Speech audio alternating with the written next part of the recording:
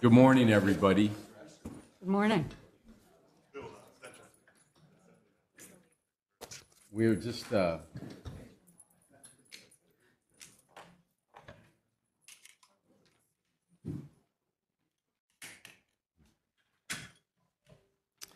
morning, everybody. We're about to start the sixth special hearing of the Civilian Oversight Commission on the topic of deputy gangs within the Los Angeles County Sheriff's Department.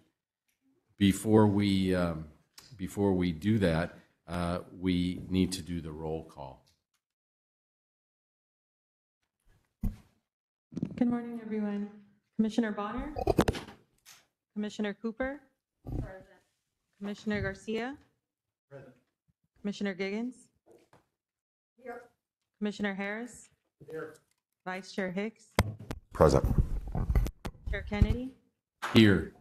And Commissioner Rubin? Yes, here.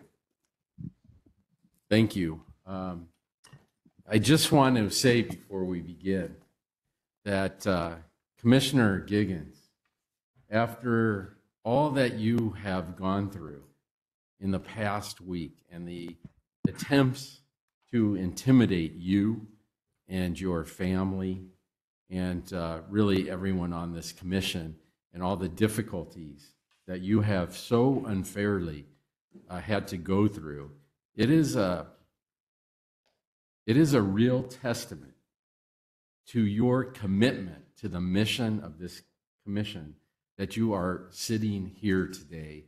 And I'm truly proud to be your colleague and your friend. And I want you to know that I think I speak for this entire commission when I say that you have 100% of our support as you battle this outrageous and unfair example of abuse of power that came into your own home. And I am so sorry about it, but I have so much respect for you, and I so appreciate you being here today so that this commission will continue to do the business of trying to get to the bottom of whether there are deputy gangs in the LA Sheriff's Department. And I think the answer to that is obvious, and how to eradicate them. So thank you so much for being here, Patty. Yes, here, here.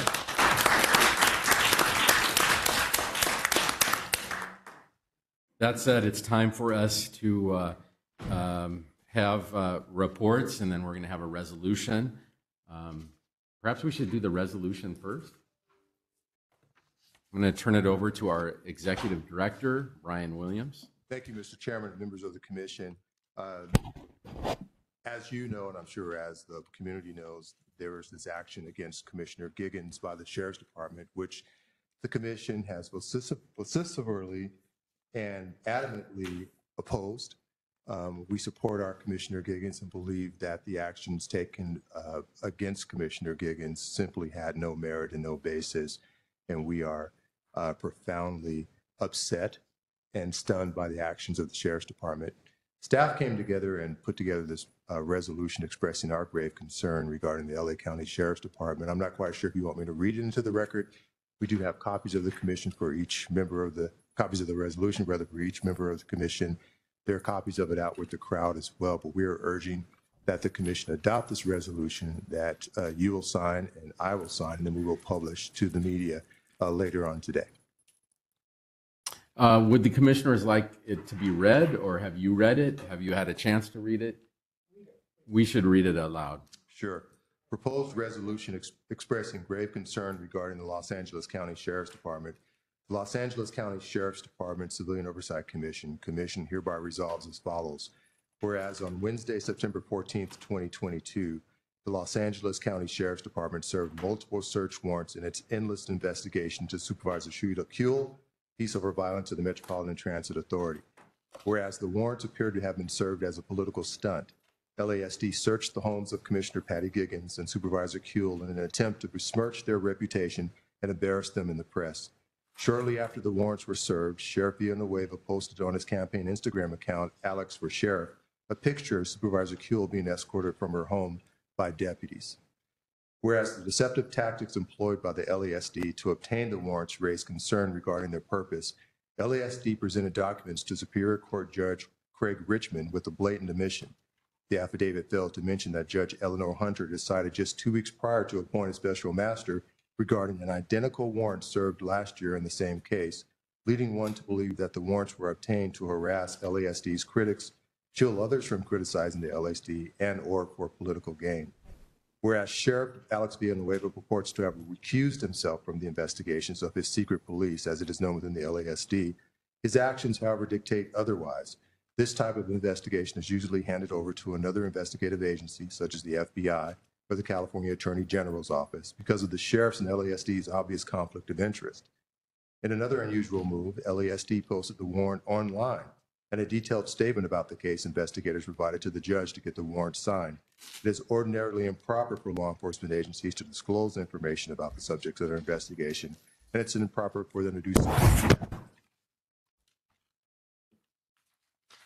Sheriff Villanueva's actions are not only vindictive and petty, they also indicate that he is directing the investigation and controlling the narrative for political gain.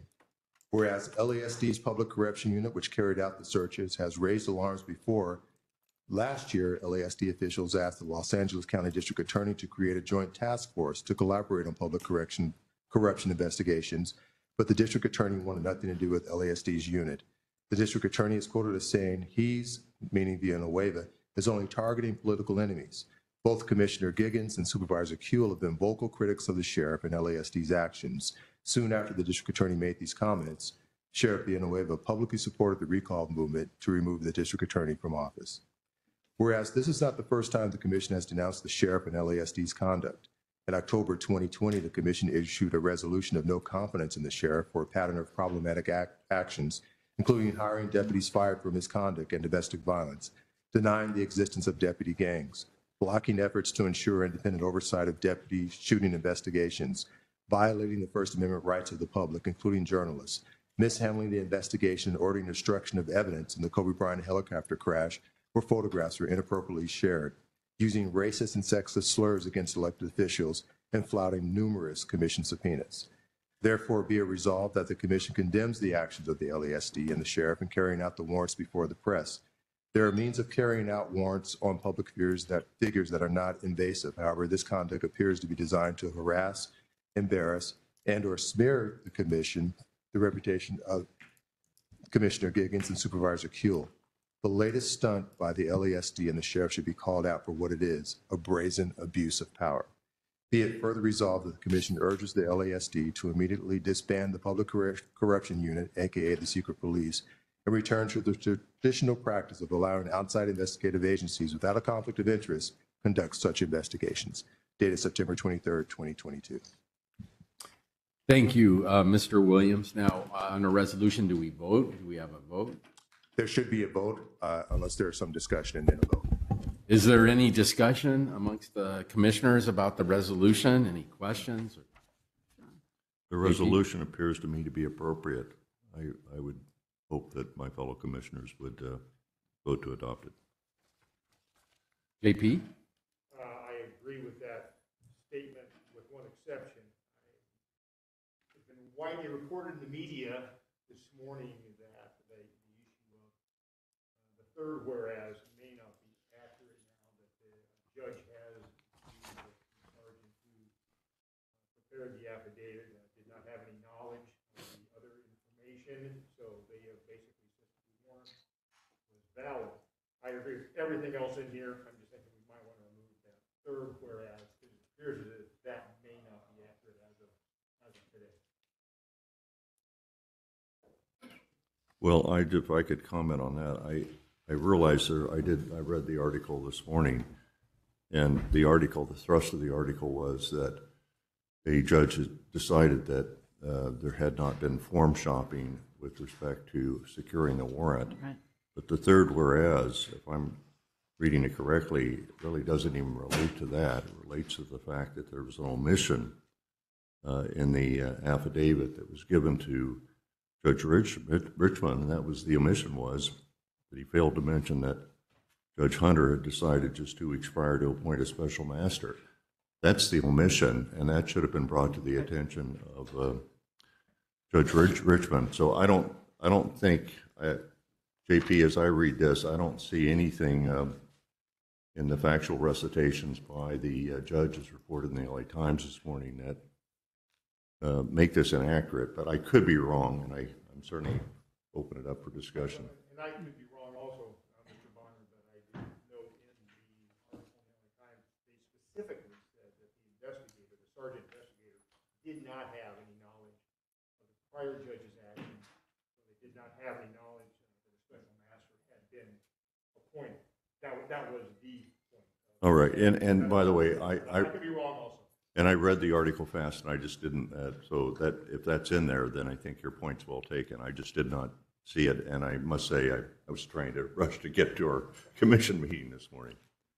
Maybe somebody else can resolve whether we should take the third whereas out or not. I think it should stay in, and I think it should stay in despite Judge Ryan's ruling, because of the fact that the third whereas, as Commissioner Bonner correctly stated, only talks about the failure to mention that a prior judge had made a decision on the warrant last year. What I believe, at least from the media reports that Judge Ryan ruled, was that that there was no, quote, forum shopping, and that the LASD sergeant or detective or whoever he was did not have a prior relationship with Judge Richmond. So we're getting into sort of nitty-gritty, but I think the third whereas is appropriate even with Judge Ryan's ruling. I agree. Anyone else? Go ahead, JP. Just final point, I mean, we may not be the world's greatest deliberative body, but I do think we are a deliberative body. To me, there's still some question here. I don't think it changes the basic point we're trying to make with this resolution by removing the third whereas, until we can, frankly, look at it perhaps just relying on an article in the LA Times, or perhaps not the best way for us to make some type of decision. But I will yield to the wisdom of the body. I just think we should be very deliberative when we make resolutions. I just think a little bit of, I have some question on that third whereas. Everything else I'm totally fine with. Well, I'm not just relying on the LA Times. I mean, my understanding is that the deputy who presented the warrant is a tattooed member of a deputy gang. So I do not just rely on a newspaper article, and I'm fine with it as it is. Wouldn't it be inferable, JP, that if a deputy was presenting a warrant that he would be aware of the prior judge, Judge Hunter? I mean, it would be astonishing to me that he would go to another judge and he would be unaware that another Superior Court judge had the case and had the identical warrant and had appointed a special master. Now, I don't know that all of that's true myself, but if it is, I mean, there's just an obligation to disclose it, whether he's a tattooed member of a gang or not. Right. You can't go to a judge and not say, hey, but Judge, I want you to know. There was a duty to disclose. I want you to know there was another judge that had this case and, had indicated that a special master was appropriate on essentially the same affidavit. Excuse me, but As again, relying on a single point of information, which may not be the best thing to do, the judge, Richmond, he indicated that he believed the deputy had just made an honest mistake. I agree with you. Should they have taught that? You bet. And they didn't, for whatever reason, deliberate or truly an honest mistake. And a judge of the Superior Court said, I believe they made an honest mistake. So I tend to lean heavily towards folks in black robes. They look at all the information and deem that they felt that the detective had made an honest mistake, and I believe that was the terminology that was quoted. I'm willing to live with that. okay, understood. I think, by the way, we did demonstrate if we're not the greatest deliberative body around, we do deliberate. Why don't we take a vote? Mr. Chairman, I believe there needs to be public comment first. Oh, I'm so sorry. Thank you, Brian. Is there any public comment on the resolution?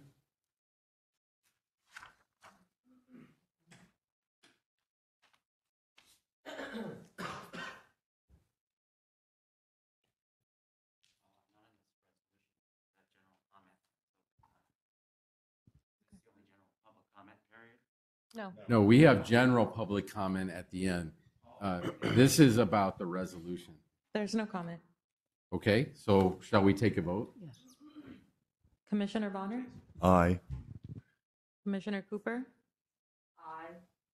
Commissioner Garcia? Commissioner Giggins? A big aye. Commissioner Harris? Aye. Vice Chair Hicks? Aye. Chair Kennedy? Yes. And Commissioner Rubin? Yes. Motion carries. So the resolution passes unanimously. Next, we have reports from myself. I don't have any report other than my comments in support of Commissioner Giggins. I'm going to turn it over to our special counsel who may have something to say.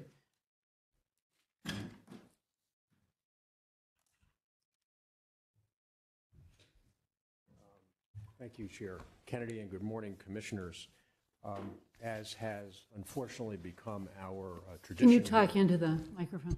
As has unfortunately become our tradition here, I begin with my procedural report explaining what we're not going to be able to do today.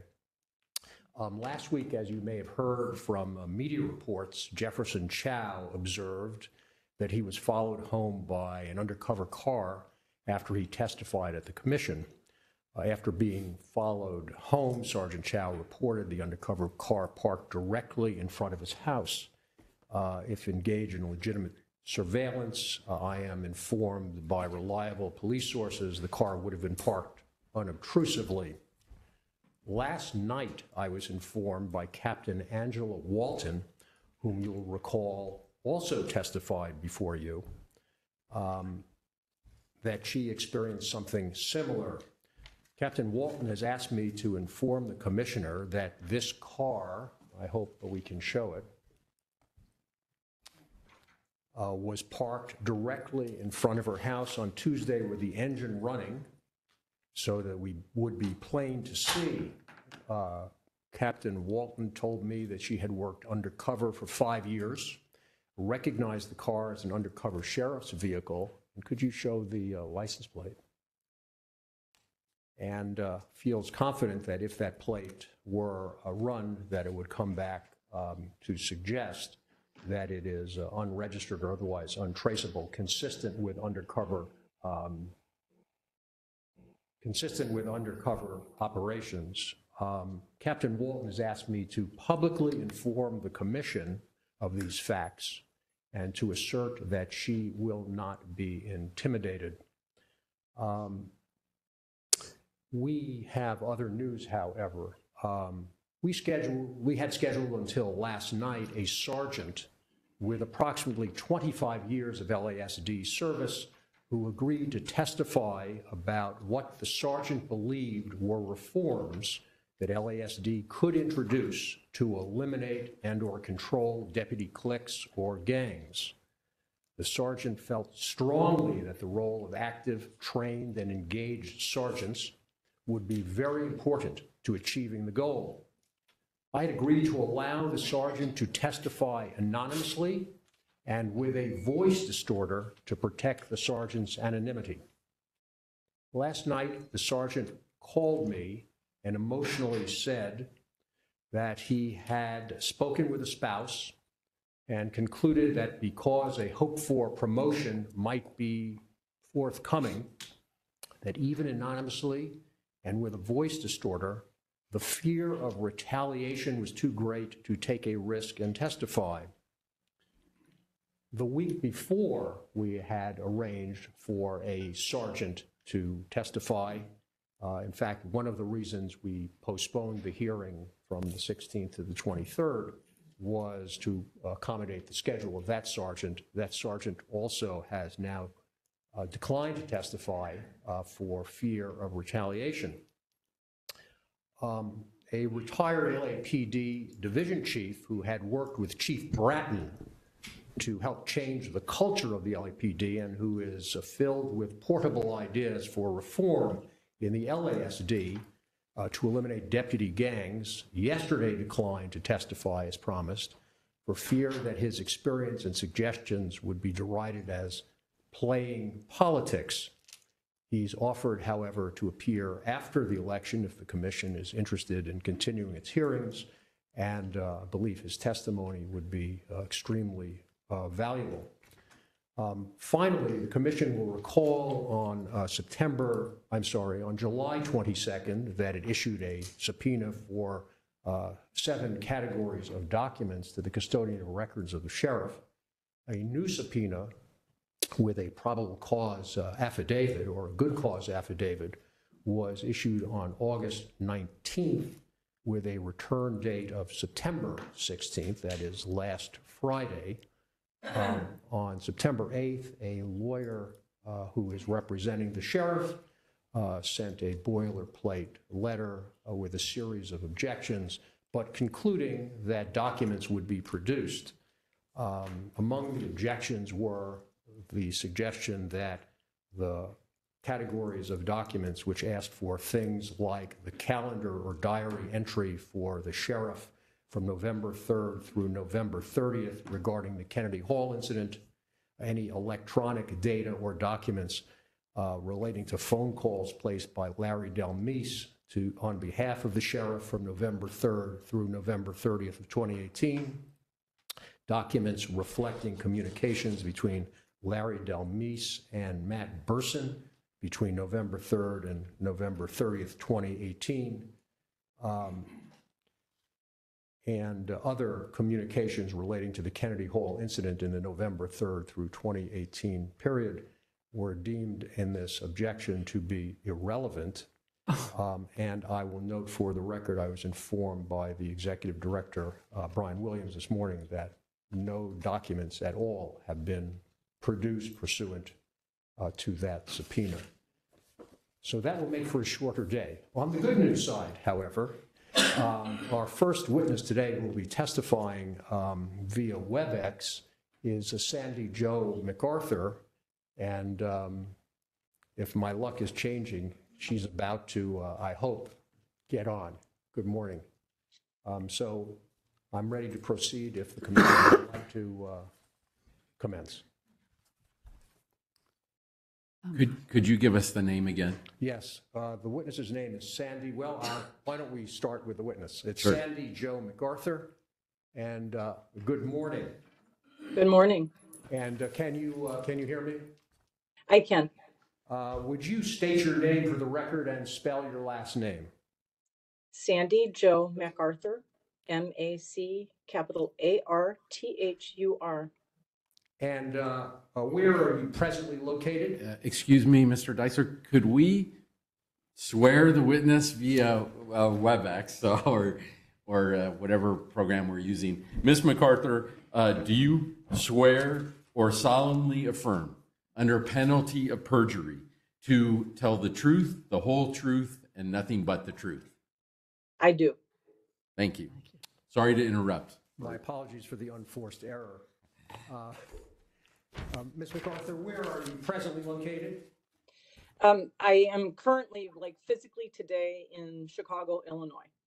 And what is your professional reason for being present in Chicago? I do quite a bit of consulting with police departments around the country in terms of managing consent decrees. For example, right now in Chicago, they have a new consent decree, how to interact with civilian oversight, how to bring about cultural change.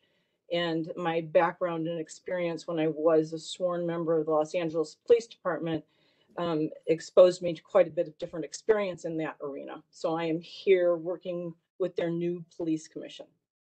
Would you briefly explain to the commission your experience and background in law enforcement? Yes. I have 35 years as a full-time law enforcement officer with the Los Angeles Police Department, started in 1980. I retired as an assistant chief in 2015. The last 10 years of my career, I spent well, actually more than that, about 12 years of my career, I spent very embedded with our consent decree. When I was an assistant chief, my experience and my commands were training, technology, budget, recruitment, hiring, promotional processes, personnel, the 911 center, oversight of implementation of the consent decree, and then sustainability. I was really part and parcel to sustaining the reforms that we did in the Los Angeles Police Department. So I think that's kind of a high level overview of what I did. Sounds like the LAPD was understaffed at that time and you did everything, but thank you. Before you became an assistant chief with the a vast array of responsibility you just described, did the LAPD suffer a scandal involving its sworn officers? Well, like every large agency, the LAPD has had its share of scandals here and there. The one that really triggered so much of the reforms that the LAPD is actually enjoying today was what is sort of known as the Rampart Scandal, but it really focused, that scandal really began to surface in 1997. Prior to that, in the early 80s, we had the Hollywood burglar scandal and things like that. So there were pieces here and there, but in 1997, what has been commonly referred to as the Rampart scandals began to surface. With the gang unit at Rampart Division, there were several officers that ended up getting fired, getting prosecuted. We had somebody who was very involved in working with some of the gangs in our communities in terms of doing security for them. Then we had one of the gang officers get involved and indicted for a bank robbery. And then we had what most people refer to as the Rafael Perez incident, where the Los Angeles Police Department, in our inspections, we found that we were initially missing 8 pounds of cocaine. And it led back to Rafael Perez, who was one of our gang officers in Rampart Crash. That's what we used to call our gang units back then, which was a community resources against street hoodlums. So that created a deep investigation within the department through internal affairs. We did a variety of different things to try to uncover how deep and the depth and breadth of that scandal. But that was the nemesis for our consent decree. When Judge Feast, a federal judge, I said that the Los Angeles Police Department had a pattern and practice. And so, as most of you are all aware, probably, who live in Los Angeles County, we entered into a consent decree in 2001. And I guess for more information on that, there's a Denzel Washington movie that you would highly recommend for further detail. I don't know that I'd highly recommend it, but. Would you briefly describe how the LAPD went about addressing the issues presented and required by Judge Feast in the consent decree? Yeah, so initially there was, in the very beginning phases of the consent decree, we did not have a lot of support from the management and leadership inside the department. We had signed the consent decree, but there didn't appear to be a lot of embracing. Now, mind you, I was a watch commander at the time, a lieutenant. And much of the consent decree really was just based in constitutional policing and following policies, telling us we have to follow our own policies and follow constitutional policing and things like that. What happened is in 2002, William Bratton was selected to be our chief. And William Bratton came in and he made basically an edict. He said, our mission is that we are going to get into full compliance with the consent decree. And he started to set up the organization structurally to do that. This commission has been tasked by the Board of Supervisors with investigating whether the LASD has deputy cliques or deputy gangs as defined within the penal code, which engage in conduct that violates fundamental principles of professional policing, and to make recommendations regarding how to rid the LASD of them. In addition to evidence offered by multiple witnesses of the existence of gangs or deputy cliques, Chief April Tardy has acknowledged here under oath that in fact there are deputy gangs as defined by Penal Code Section 13670.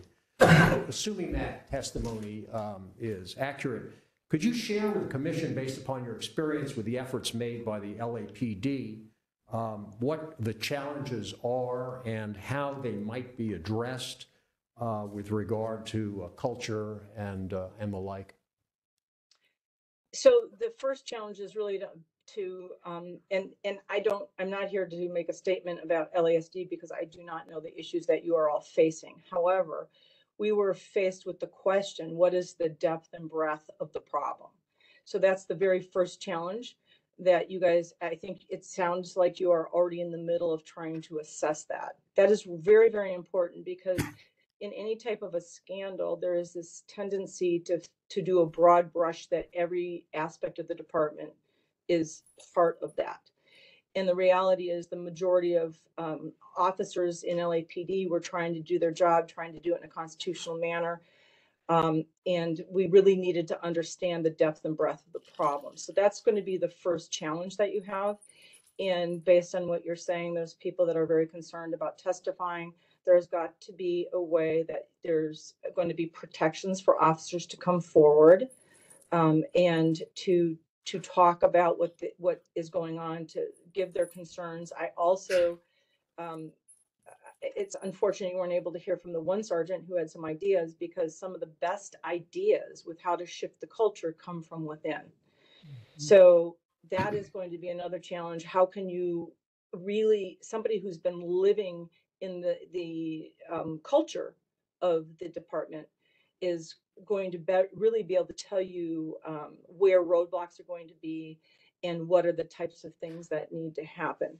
I can share with you from our experience that took us a while to really understand. We did inspections all over the department, not just in the gang units, but other specialized units, because of the same dynamics. If you're in a small unit and you're there for a very long time and you don't, the question is, do you have good supervisory oversight? That's the second point that I think is really critically important. And it's important for your managers and leaders to be on board with it. Absolutely sets the tone, like what happened with Chief Bratton. He came in, he set the tone. And so it was top down, but it also has to be at that bottom up level. You have to have good communications. People need to understand that you are really trying to reform the department. I always use the term, not throw the baby out with the bathwater. There's a lot of good things that have been created over time, but your frontline supervisors end up being a critical tool in identifying problems and actually rectifying problems. And so you need to really look at, also one of the challenges will be to find out, how effective are your frontline supervisors? And I'm talking generally your field sergeants and your lieutenant watch commanders, the ones who see should be seeing and interacting with officers on the street every single day. So you need to really do a deep dive into, are they following policies? Are they following rules? And that's where audits and inspections come in. And I differentiate, I'll just tell you straight up, I differentiate between an audit versus an inspection. LAPD used to do a lot of what we thought were audits. And when we got into the world of true forensic auditing, we found out we weren't following, we weren't doing audits. We were really doing inspections. Those are very, very useful tools. So for example, I will use an example of something that they were concerned with in our gang units. Were we using canned language? Did every arrest report look similar? Mm-hmm. So we would start to do audits where we'd do a randomly selected sample from various units throughout the whole city. And we would look at them and assess them for canned language. That ended up becoming part and parcel to, some of the paragraphs in our consent decree. Then we actually did create an audit division, and they were certified by the National Auditors Association and trained how to use auditing skills that could stand up in court, but on policing issues. And to this day, the Los Angeles Police Department still has an audit division. So we do inspections, which are what I would say more informal. They sort of give you an idea, a snapshot in time of something. And then we have full-time auditors. The majority of them are civilian auditors who are trained and certified, and they'll come in and do forensic type audits of different units, not just gangs. Because our consent decree actually, it included the entire department. It was not just about gangs. And then you have to look at your training. There's like three pieces that are so. Excuse me, Ms. MacArthur, before we get to training, I want to ask you a little bit about the role of changing in leadership personnel throughout the department and how the LAPD affected change by promotions, demotions, and the like. If you could speak to that issue. Yes. So, for example, when Chief Bratton came in, there was a statement he made that not everybody is going to stay in the seats that they're in today, meaning the exempt employees, our deputy chiefs and our assistant chiefs, which would be like your assistant sheriffs, they all had to basically give our new chief their resumes. Every command staff officer from the rank of captain and above had to give a resume, and then Chief Bratton met with each one of them. Some people were demoted from a higher rank to the civil service rank they could be demoted to. Working within the MOUs. Other people were moved from their divisions and moved into other divisions, and he made his leadership team by really doing a deep dive into these resumes, meeting with individual captains and above, and he made choices, and all of the assistant chiefs that were in place when he came on were actually sent back to be deputy chiefs, and then he promoted his own leadership team. He also brought in a few people from outside the department. We had a civilian deputy chief who came in, and a sworn deputy chief came in from outside the department. And so he sent a message pretty quickly to our leadership team that he was putting his own team in place, and he set clear expectations about how he wanted his leadership team to work with the consent decree monitor and the Department of Justice at the time, because we were meeting regularly with that, and that his expectation, he was going to hold them accountable for getting us into full compliance. Did Chief Bratton bring in a constitutional policing advisor in a high role in the LAPD? Yes, that was our civilian deputy chief. The very first one was Mr. Gerald Chaliff, and he was brought in, actually, the title was Deputy Chief of the Consent Decree Bureau. And over time, the position was so critically important, not just to the consent decree, but to just understanding and making sure the department was operating in a constitutional policing manner. That is the name that deputy chief's position became. It was the Special Assistant to Constitutional Policing, and that position still exists today. We're in our third civilian deputy chief. All three have come from the outside. Let me ask you about the consent decree that was entered with the LAPD, and ask in a general sense whether the consent decree's existence as issued by Judge Feast was valuable in organizing or reorganizing the department and its culture. Well, yes. And I don't think there is one individual, even when we got tired of it because it was extended and things like that, I don't know anybody who did not believe that it brought forth significant reforms. And there's a lot of things that happen for police agencies, sheriff's agencies, policing, is they are expected to do a variety of things. And they have a lot of demands put on them. When you have a consent decree or an agreement that's, signed, it gives you a roadmap, specifically addresses things that are of concern, not just to individuals inside the department, but also our community and the commission and the political powers that be that oversee us so in our case, the city of Los Angeles. So the consent decree actually held our feet to the fire on a lot of the reforms. And it made it a much more strategic process for bringing about these reforms. And having an independent monitor was very helpful. They were very tough on us, but we built a relationship with them, and we did not always agree on everything, but it did help us really do a deep dive into probably the three things that I've always say are really critical.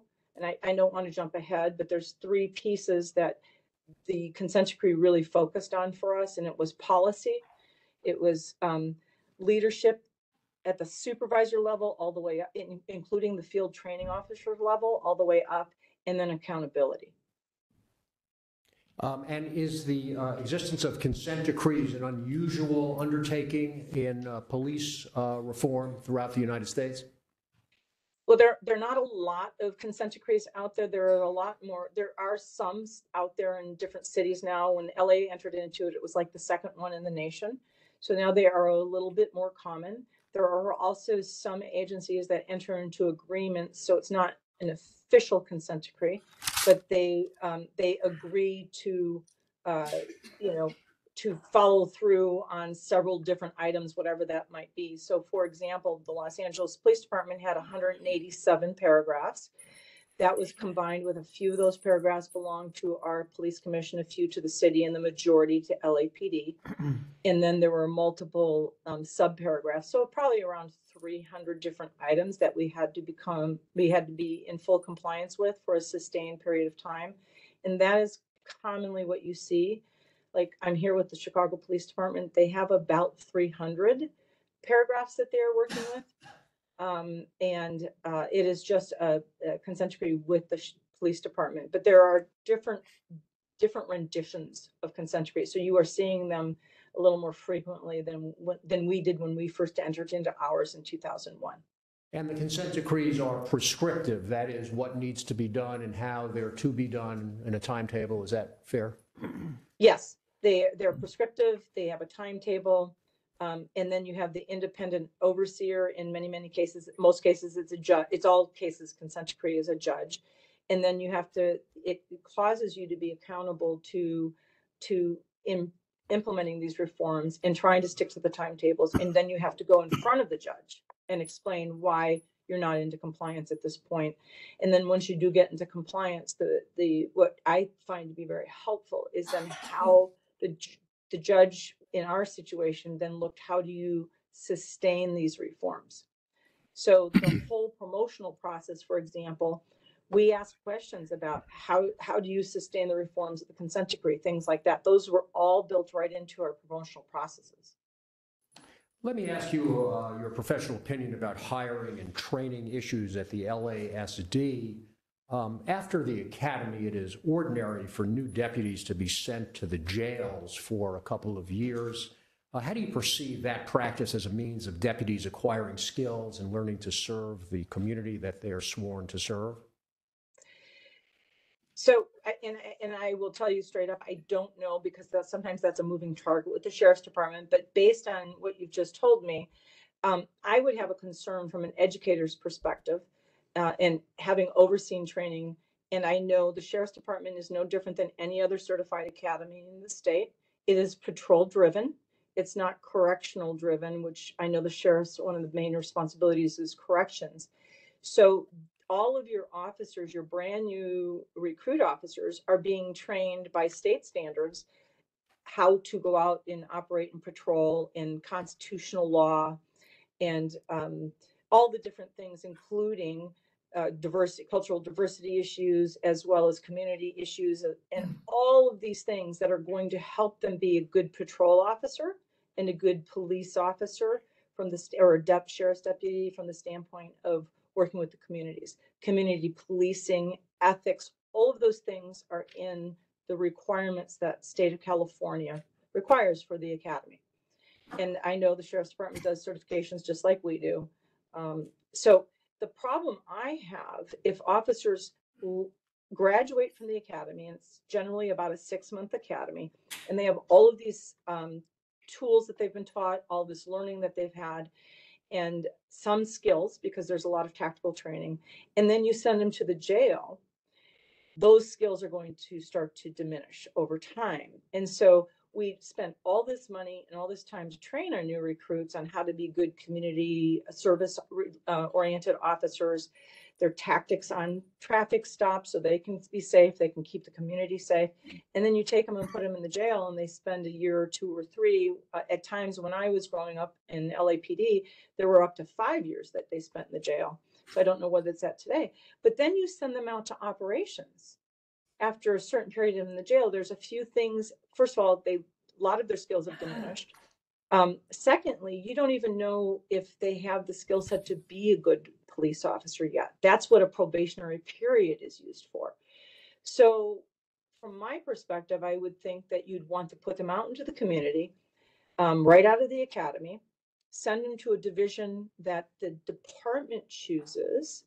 And there's different ways to do that where it's fair and you're not making people drive 100 miles to work, to and from work, things like that.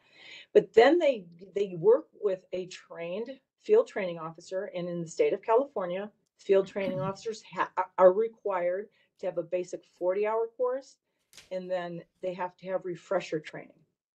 So then you're guaranteed that your field training officer is actually trained to take the skills and the learning that they have in the academy and start to teach them practical application of this in the street. And then what that does, that reinforces, it builds their skill sets. They learn to talk to people, communicate with people. There's a less likely chance of getting an us versus them mentality because they're out there and they're seeing all walks of life in our communities, not just those who are incarcerated or, waiting for, not just already put into the criminal justice system. So from my perspective, just simply as an educator, I'd want to put them out in the field, make sure from a department perspective, from a management perspective, that this individual can do the job that I'm paid them to do, I trained them to do, get them off probation. I would even say that give them a second rotation someplace else in another division so they get a different perspective about they learned, they got off probation in one community, they go maybe for another year in another community. Now that they have really honed their skills, they understand service, they understand that not everybody in the community is somebody who you've put handcuffs on, then they can go into the jails. They also have a very strong, their ability to stand up to concerns they might see is rooted now because they're not on probation anymore. They have their own personal experiences in patrol. They've worked with different training officers and they've been exposed to different experiences. And so that makes them a much more rich and I think rich and valuable employee. And then you can send them into custody where they can now use some of those skills that they learned in the street. How do you talk to people? A term that we use sometimes in policing. Talking to people to jail versus fighting people to jail is so much easier. And so they've learned how to do that. They don't have that brand new, fresh out of the academy fear about how do I interact with somebody. Let me take you back to the jails, metaphorically, not in custody here. Okay. What is it that you think a young new graduate from the academy brings with himself or herself to the jails, and what is it that inhibits their ability to evolve while they're in the jails, in your view?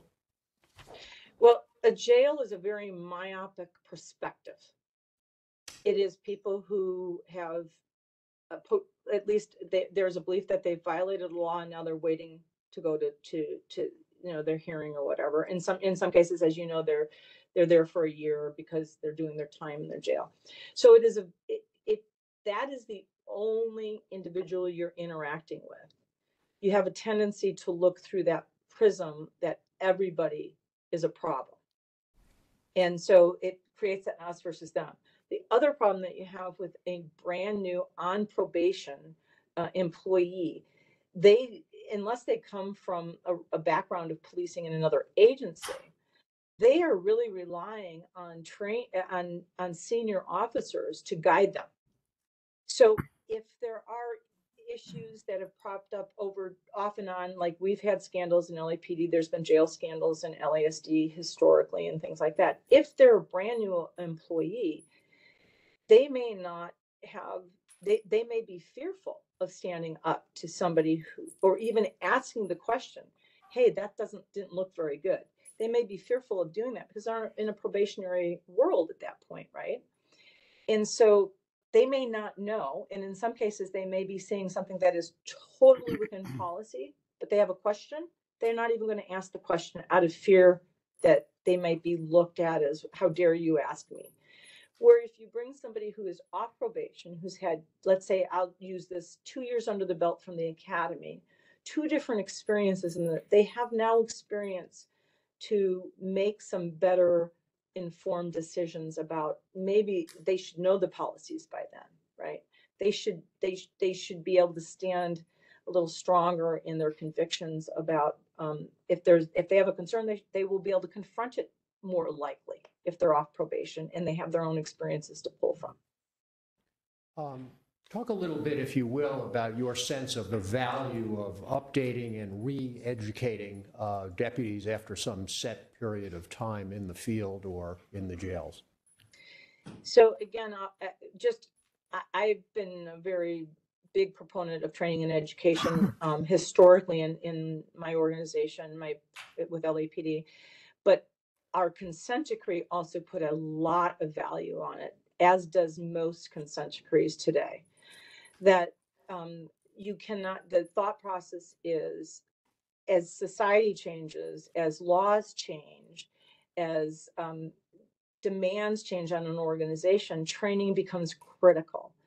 So I'll take something very simple that we all can relate to, is what is the mental health issues that we're dealing with on the street. That's a great example. Police for years were never really trained on how to handle that at all.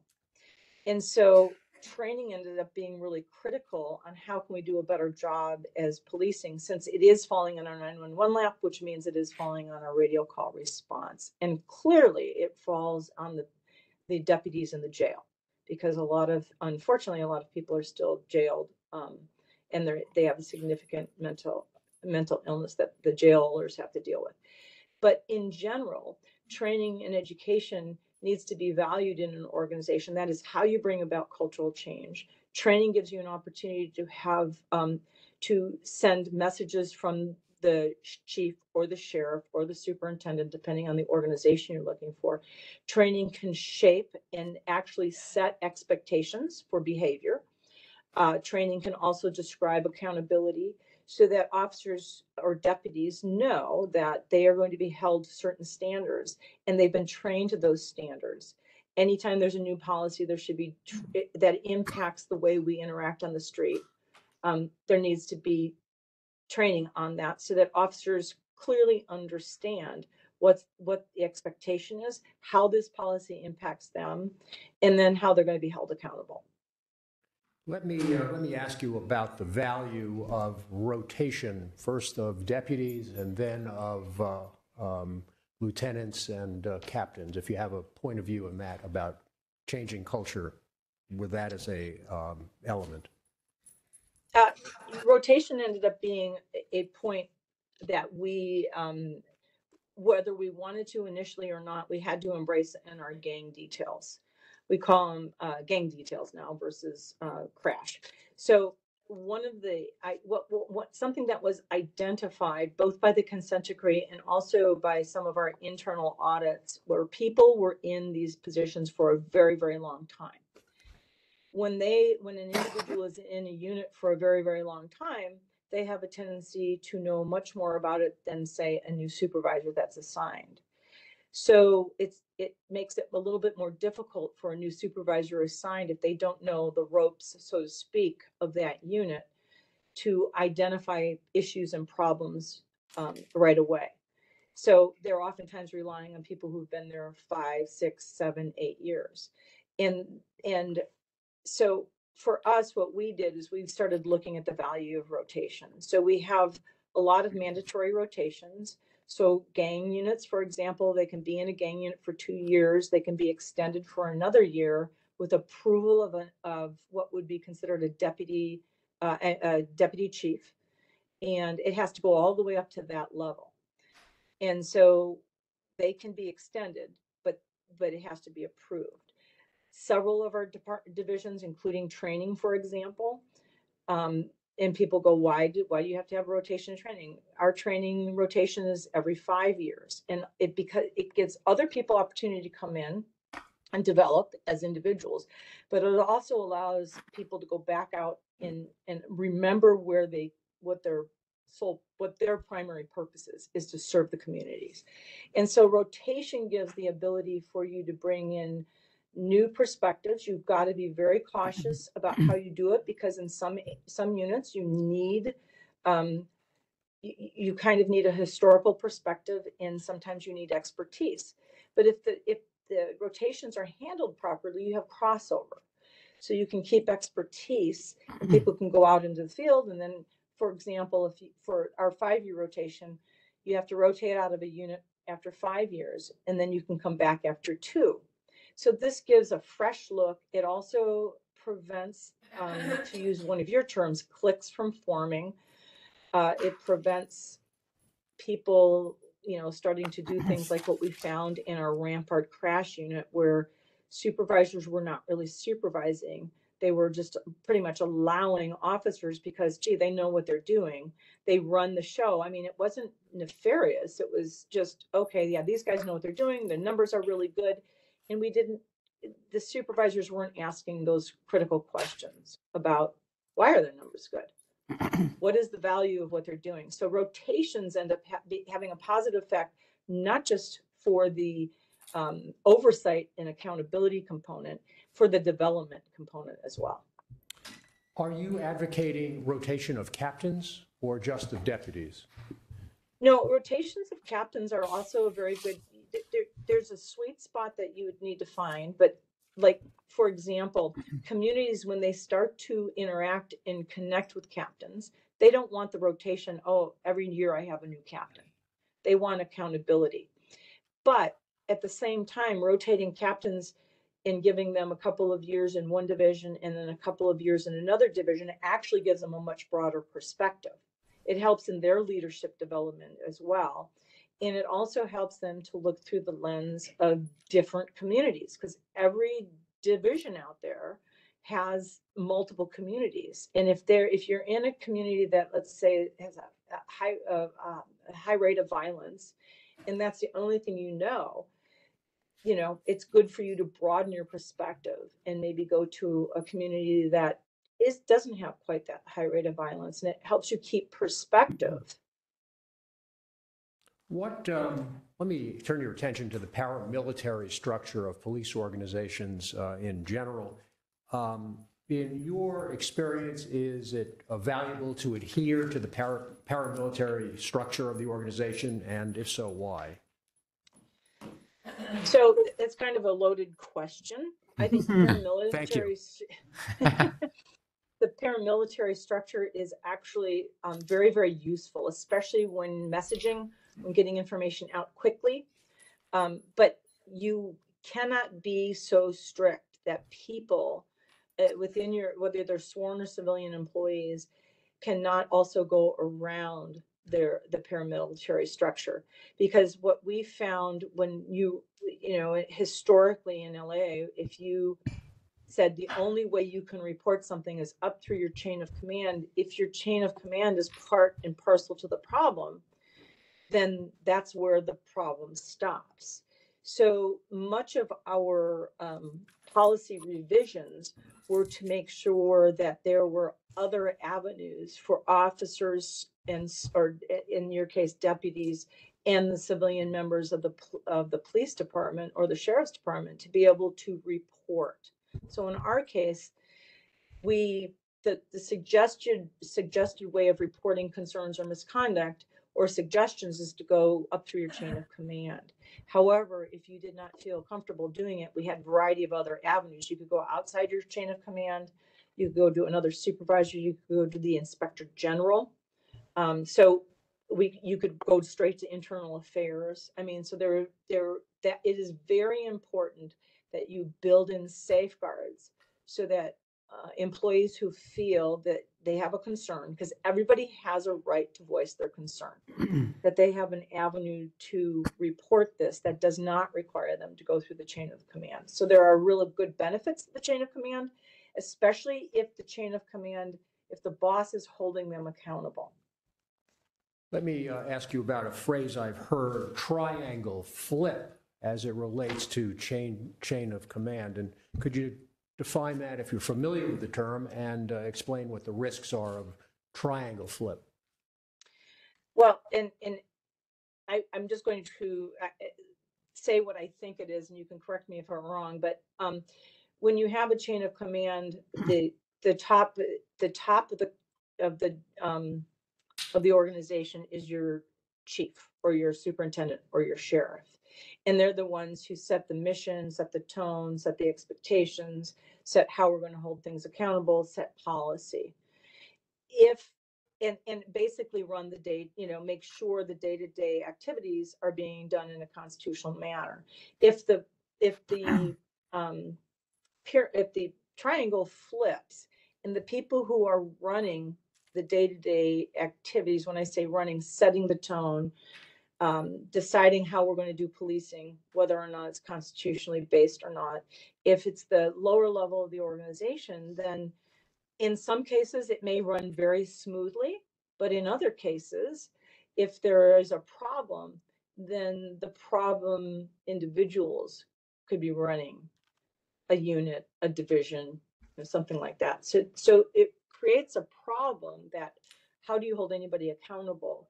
And so you really do, that's where the paramilitary organization, and it's a paramilitary or quasi-military organization comes in very handy. But that means that the top managers have to be leaders in the organization, have to set the tone. There has to be a reporting stream so that that the message is very clear. So in that reporting strain and leadership strain, what's the role of the sergeants, the lieutenants, the captains in ensuring that self-appointed peer leaders, deputies, don't run the organization? They should be very, very involved in it. Training for your frontline supervisors or any of your sergeants in particular and your lieutenants. You need to have training on how do you hold your troops accountable, but they then have to be held accountable by their captains, their deputy chiefs, and above. They also, because for example, in our Rampart case, the sergeants became part of the problem. The lieutenants were part of the problem at Rampart Station because they weren't doing any type of oversight. There was no expectation that the lieutenants would be looking and checking in and making sure that the reports were properly written. They weren't interviewing suspects that were coming into the station. So it's from my perspective, sergeants and lieutenants are probably your most critical group in terms of setting training and giving them training and roles, being very clear about what your expectations are, and then holding them accountable. If they are pushing that down and allowing individuals to manage their division, then the whole accountability chain is broken. How do you hold them accountable? Who's responsible for holding a sergeant or a lieutenant or perhaps even a captain responsible? So in a quasi-military organization, the chain ends up being very important. So for example, if there is concerns about a division, for example, if the sheriff's department is broken, for example, LAPD is broken into 4 bureaus, geographic bureaus for the patrol side of the shop. So in that case, we have 4 different deputy chiefs that oversee between 5 and 7 divisions. And so that deputy chief and that commander at that bureau level hold each of the captains accountable. And you do this through just a lot of different checks and balances. But ComStat was the way LAPD really focused on accountability. And in the accountability component through ComStat, we look at things like personnel complaints. We look at time, due dates on personnel complaints. We look at uses of force. We look at different types of inspections and audits on reports, canned language. Those are the kinds of things that we hold people accountable. So it's not just holding your sergeants accountable. It's got to be, the accountability has to go all the way up the chain. And so you need those kinds of checks and balances in place so that you don't have, in some cases, if you're not holding people accountable, they could be doing all the wrong things for the right reasons. It's not always a nefarious reason, right? So this accountability chain ends up being really important. In ComStat, for example, why that ended up being really good. We looked at crime, we looked at everything in a very public setting. So it wasn't behind closed doors, things like that. Let me ask, can a new head of a police organization change the culture quickly? Yes and no. And it's a two-phase program or answer. So things can start to change quickly. Having a strong mission and a strong set of expectations, being very clear. I utilize Chief Bratton as that example. He came in and pretty much within the first week, overnight, got all of our attention. Some individuals were no longer deputy chiefs or assistant chiefs, and new individuals were being promoted, and there was this talk about bringing people from the outside. So he set a tone very quickly. We knew change was afoot, and the messaging was very clear very quickly about how we were going to be held accountable. So I knew, for example, we do orders, what we call special orders, which are our policy. I was tasked immediately, like overnight, these are going to be read in every roll call. You're going to be describing what the new policies are. You as a lieutenant need to deal with this. And so there was a tone set immediately.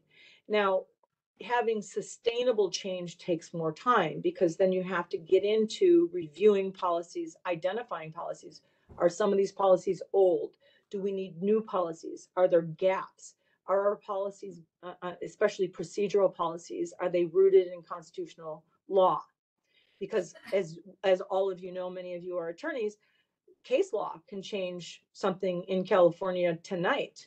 It can become effective tonight, and we need to be on top of that. So policies, so doing those kinds of things, making sure accountability mechanisms are embedded in policy is also how you start to sustain change. So that when Chief Bratton left and Chief Beck came in, he can't on a dime just start to tear down these policies, because when you create a policy, you have the historical context of it. So for us, we knew what policies were shifted as a result of consent decree. It's all in the historical documentation of our policies. So it creates a situation where hopefully, and I know this to be true, Chief Beck was chosen because some of the things that they were very interested in the interview process were, how are you going to sustain the reforms? And what are you going to do to continue in that vein? Because if you rest on your laurels, reforms become history and are no longer reforms, right? So you've got to really pay attention to all of those things. So that's why I say, yes, you can set a tone and start to change a culture. And I'll tell you this with my personal experience. There's a lot of concern about bringing Chief Bratton in because he was East Coast, and how does he know, West Coast, and so on and so forth. He's a new guy. We never had anybody really from the outside that lasted very long. There was people started to breathe, going, wow, okay, because everybody's looking for a strong leader.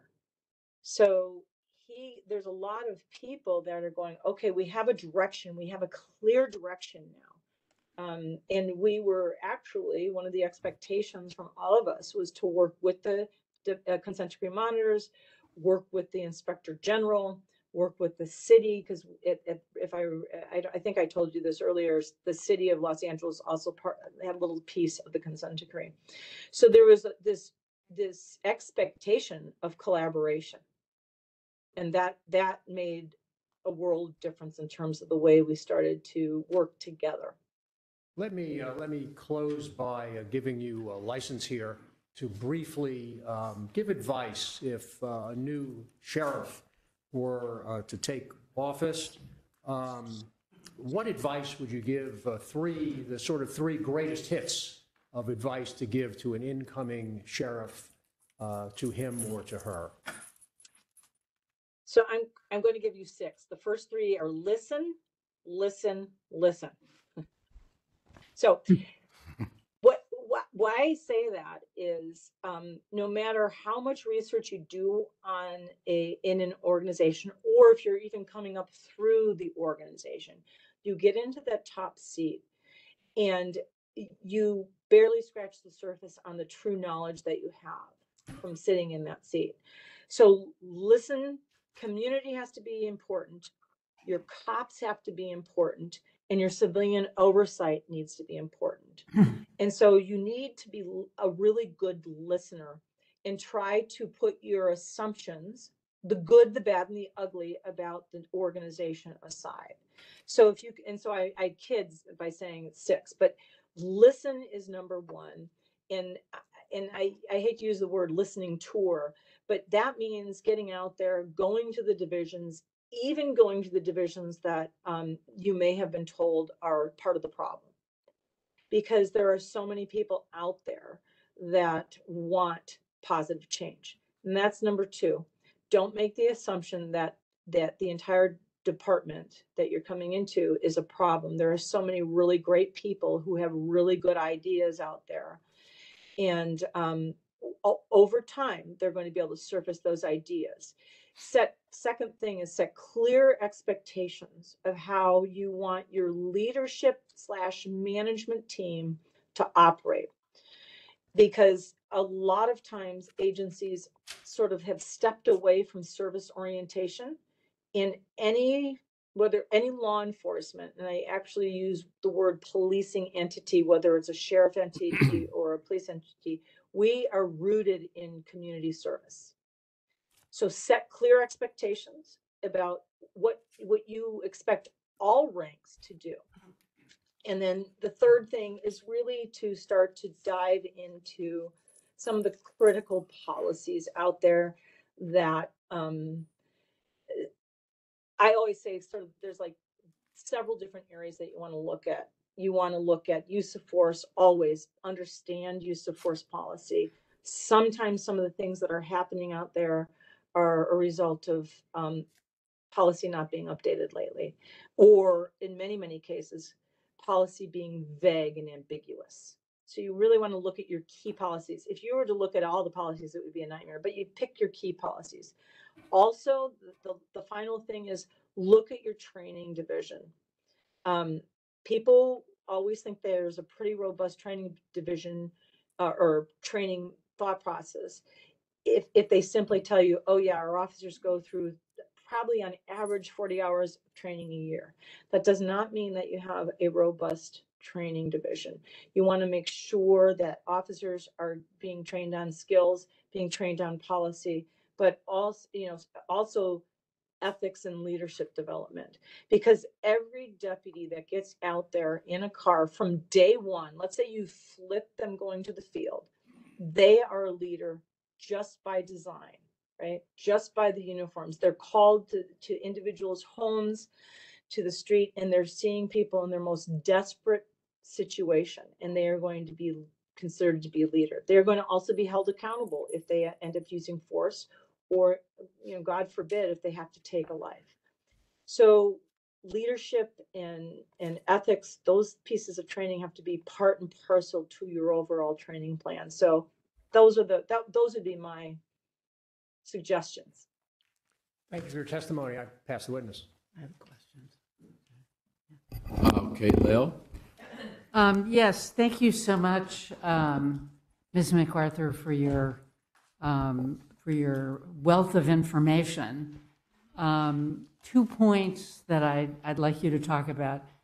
One is none of this with LAPD and the consent decree and where LAPD has come would not have occurred but for a very strong, exceptional leader, because these issues were not done by Chief Bratton's predecessors, Willie Williams, Darrell Gates, Bernard Parks. It took somebody like Chief Bratton in order to do that. So everything that you've talked about and your experiences would not occur without a Chief Bratton-like leader. And secondly, with everything that you have talked about, you've not mentioned the influence or objections from the LA Police Protective, the LA Protective Police, League? yeah, the union for the LA police officers. As you may have heard, the union ALADs for the sheriffs have been less than supportive, shall we say, of oversight and other issues. So what were the experiences that you could share with us about the response from the Police Protective League? Okay, so I'm actually glad you asked that question because that is really critical to bring about any type of change. So prior to Chief Bratton coming on board, as you indicated, there was a different management style. And there was a very much us versus them with our protective league. And when Chief Bratton came in, to everybody's surprise, I think including the president of the protective league, he was much more collaborative. So, for example, we oftentimes would contact the protective league on a policy that we have two different types. If it's going to be impacting a working condition, it's a meet and confer. If it's not, we do a meet and review. So we give them a heads up. Chief Bratton, and I know Chief Beck continued this, he would have a monthly meeting with the president of the union, and the president would bring one or two of the other board members. And so Chief Bratton's perspective, and it helped us in management as I started to go up the chain in management. The perspective was, hey, they've got their job to do. They're trying to protect their employees, but we have our job to do to implement all of these, consent decree mandates, plus other policies that we were doing, because we just didn't do consent decree for all those years, right? And so that process became critically important, because when there was a difficult policy, and we oftentimes would work with one of the union attorneys. They had an in-house attorney. I think you guys may have the same thing with ALADs. But we'd work with them and say, hey, these are the things we're doing. We'd start to talk to them about policy. I was part and parcel to a lot of that policy development, because for a while I was a captain over the consent decree. I worked for the civilian deputy chief I spoke to. And the union was a regular outreach that I did. That was very different. And it is what allowed us to really get some of those policies out, because then as soon as a policy would come out and people would be calling the union was already well aware of it. And from my perspective, that was a different, it goes back to your point about leadership. It was a different, truly a leadership perspective that traditionally LAPD did not have. Right. Traditionally, we were oftentimes at war. As you know, you just said the history of our chiefs. We were oftentimes at war with and management was at war with the protective league. But that forged a relationship going forward where many issues from the league would actually come forward to us. They would be saying, hey, we got this problem, going out, and they'd name a division. And, we really need you to go out there and do an inspection and things like that. They became partners with us. They always had their job of protecting the MOU and thus in turn trying to protect their employees. But we did forge a very good relationship. It wasn't, we didn't always agree, and they sometimes still wrote articles in the paper, but the articles would attack the policies. Maybe the articles might attack management, but they did not attack Bratton.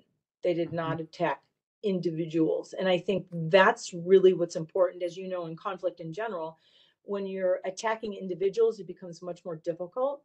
When you're attacking things, subjects, topics, you can have a much better conversation about it, even when there's a lot of disagreement. Thank you. That's very helpful. Anyone else? Rob? Yes, thank you, Ms. MacArthur. I wanted to just talk to you a little bit more about the value of rotation. In the Sheriff's Department stations where deputy cliques/gangs exist, it seems to me it would be valuable to be able to rotate shot callers and tattooed members of these cliques out of the particular station they're in. It's not a total panacea, but I think it would help.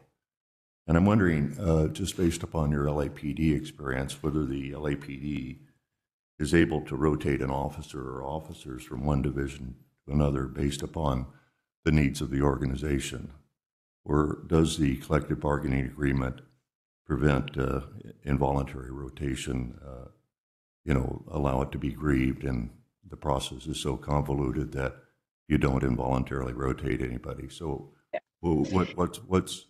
is that feasible at the LAPD, and would you recommend that there be an ability for the leadership and management of an organization to be able to rotate officers based upon the needs of the organization?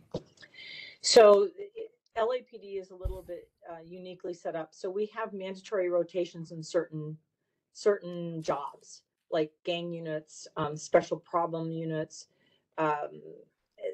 metropolitan division, things like that, SWAT. We have mandatory rotations, training, and a lot of the specialized entities. In patrol itself, we don't have mandatory rotations. However, the captains have the ability to rotate each other within the division from different shifts. So sometimes we'll break things up on shifts. A lot of that's bound by the MOU. However, if there is a problem identified, we can do an involuntary rotation where they move out. Where we do the rotation component is we do it right out of the academy. So an officer is given, for example, they give top three choices, and what three divisions they would like to go to, and management decides where it is based on need. So where are the openings? We do look at, we don't want them driving forever from their homes and things like that, but we try to give them one of the three choices. After they're there for a year, there is a mandatory rotation to a second division. And that's what we were able to do. And we've done that for years, but that's where the Protective League supported it. Okay, once they're off probation, the idea is, okay, now they have met all the requirements for the state and the department. They can now go, and they don't have that pall of being a probationary officer at the division they were at. They get three choices again, but the department management decides where they go. And it's usually based on deployment need. And things like that. So those are the rotation components. We also have that with sergeants. So a sergeant gets to choose, when a brand new sergeant goes to training first before they ever can supervise, they are given three choices, and we try to accommodate the three choices. That is a little bit more difficult because we don't always have the openings where they might want to go. And then then we have to make a decision for them. We try to base it where they live. They also rotate out after they're off probation. And that gives, and I think the value in the rotational component with the supervisor, the sergeant, that gives new supervisors coming into the division pretty frequently. And what we see on a monthly basis is divisions getting a new someone's coming in and someone's going out. So there is that fresh blood, so to speak, fresh eyes on, bringing different experiences, not being beholden, so to speak, to maybe some of the more difficult elements that you are addressing. We have not been able to get a rotation, a mandatory rotation in the field. That just has not seemed to be a real big problem for us yet. And I mean, I would have to defer to somebody like Chief Moore to find out if there's been any issues. But part of our promotional process, we value having varied experience. So if you want to promote to sergeant, we value the fact that you've worked 2 or 3 different divisions. Same thing for lieutenant, same thing for captain. So again, it's a little bit more complex than just simply changing the rotation. There's some value to moving people, finding out if it's like every 8 years or every 7 years. But there's some really good police officers, there's many actually, that connect with the division they serve, the communities they serve, and they could get caught up on the mandatory rotation. For a variety of reasons, we haven't been able to go there with the MOU, but it has not been a big problem as it is in specialized units like gang units and, things like that, special problems units. Just a quick question. You refer to the MOU. I take it that's an MOU with the Police Protective League. I apologize. Yes, it's our contract, our contract. And sometimes we sign a 1-year contract. Sometimes it's a 3-year contract. It involves raises, but also all of our methods of operations, what we can and cannot do, what you can grieve, what you can't grieve, things along those lines, representation. Yes. Yeah, so it's the functional equivalent of a collective bargaining agreement. Yes, it is the collective That's what I bargaining thought. agreement. We just Okay. sign it. I apologize. Yeah, no problem at all. Thank you. Any other questions? Irma?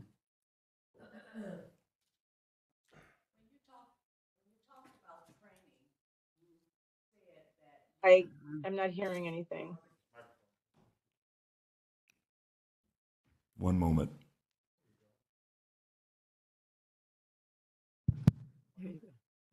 When you talked about training, you mentioned that you didn't think that new grads from the police academy should go directly into the jail system. Are there any departments that are doing that now, and has it had an effect on the use of force? I can't speak to other departments. I don't know any, but I'm not as well versed in the sheriff's side of the shop that go straight into custody. I do know there's been times in my career with LAPD, just because we had relationships with the sheriffs, where sheriffs were going out to the street and then coming back in and doing custody. But the majority of the time that I've known our sheriffs, our Los Angeles sheriffs, they've gone straight in. There's a lot of research out there on custodial officers in prisons, for example, and how difficult it is in those types of environments when that's the only people they're seeing. So in the jail, they're very limited in any type of tools that they have. So a lot of the use of force ends up being hand-on force.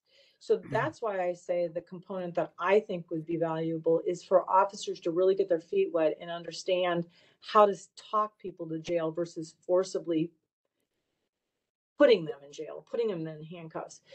Because I think there would be value in your officers having that experience coming into the jails instead of immediately going to a use of force, putting hands on somebody in use of force. There's a lot of speaking to people, not getting sucked into the, when I say sucked into, that's probably the wrong terminology, but if you're challenged and the amygdala, we all know what happens to the amygdala in a fight or you're threatened, we sort of go into the fight or flight mode, right? If you have a lot more experience in the field and you have a lot of confidence in yourself, the other party, the person in custody might be trying to bait you into a fight, but you may be able to take just a couple of more seconds or maybe another minute to let that person cool down and not engage in it. When you're young, you don't have those skill sets to be able to read that type of a situation as quickly. And I just believe honing their skills in the field means honing their communication skills, which is part of the de-escalation component. Understanding how to do self-regulation, part of the de-escalation component. And they start to hone that. In 2 years in the field, they can have so much experience in that arena. And they're going to be working a lot of times with officers out there in the field that don't want to fight. They'd much rather talk someone into jail, right? And then they can take that experience and go into the jails. And I think the potential of reducing force, or at least the amount of force needed, would be there. Patty?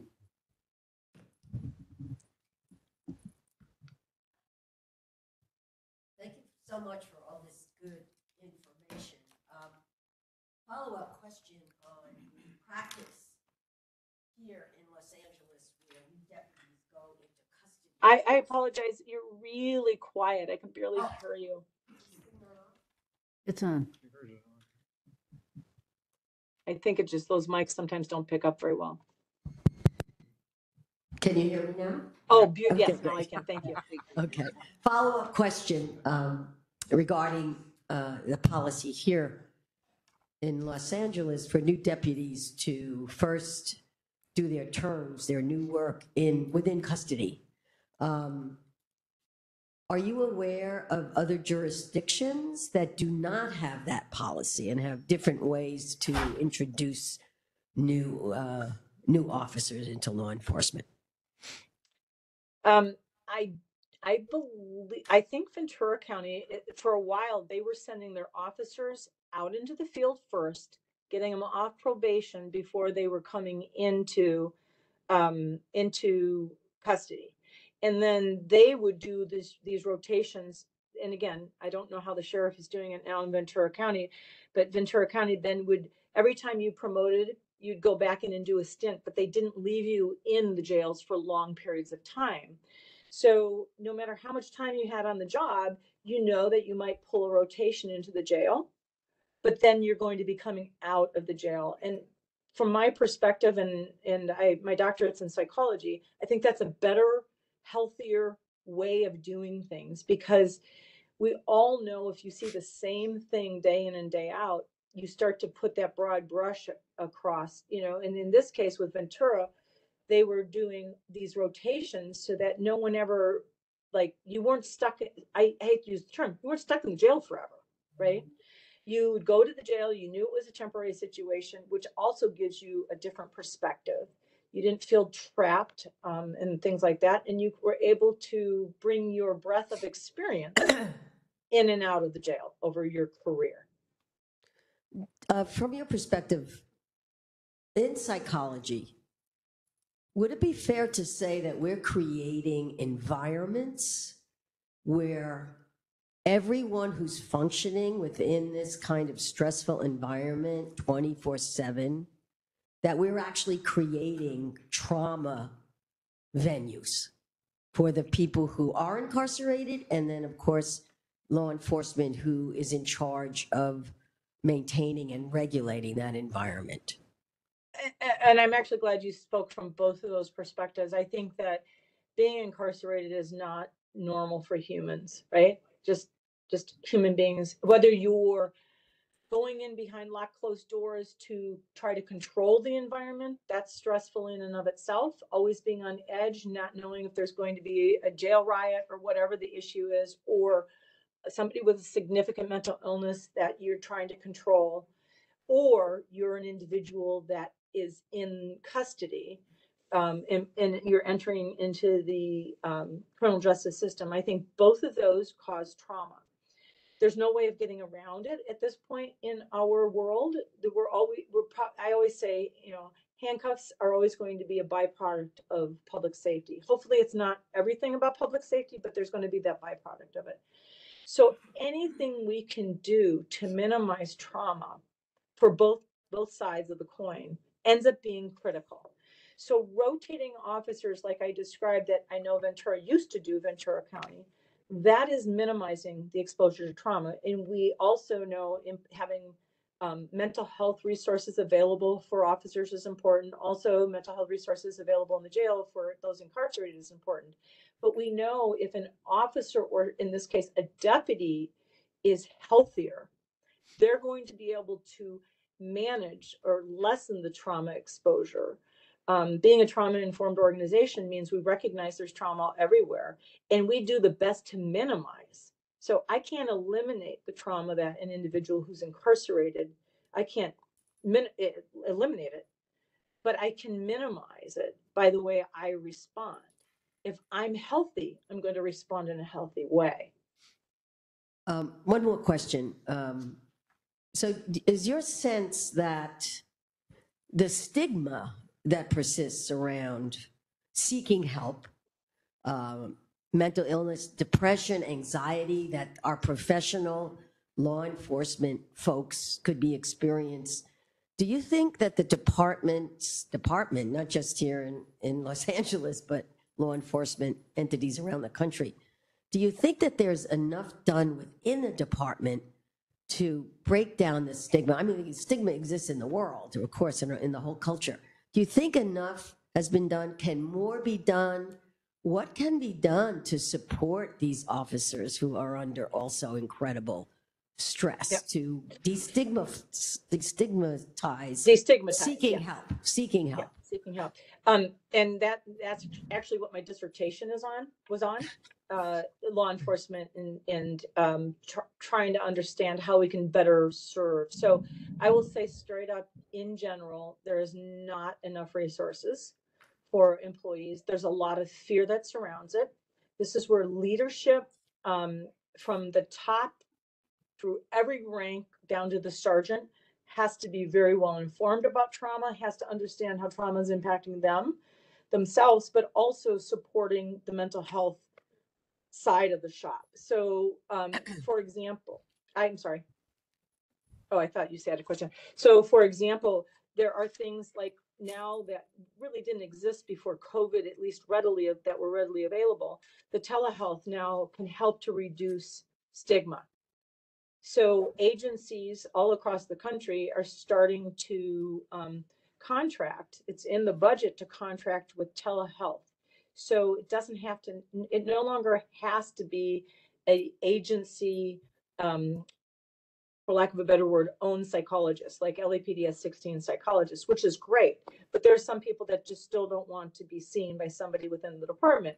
So telehealth has really sort of blown the doors off of the mindset. And a lot of agencies are starting to get on board, but still a lot of them aren't. And people who sit in your situation don't always look at that. That's why I thought your question's super insightful, because trauma has a cumulative impact on people, right, who are exposed to it. So if officers, deputies, even sergeants, lieutenants, even captains, I've talked to several people throughout, if they don't have access to a place where they can feel safe and talk about these kinds of things, then generally if it's not a peer, they don't have a peer, they don't want to take it home. There's a lot of variety of reasons. We start to see problems surface in an individual who never had issues interacting with people before, right?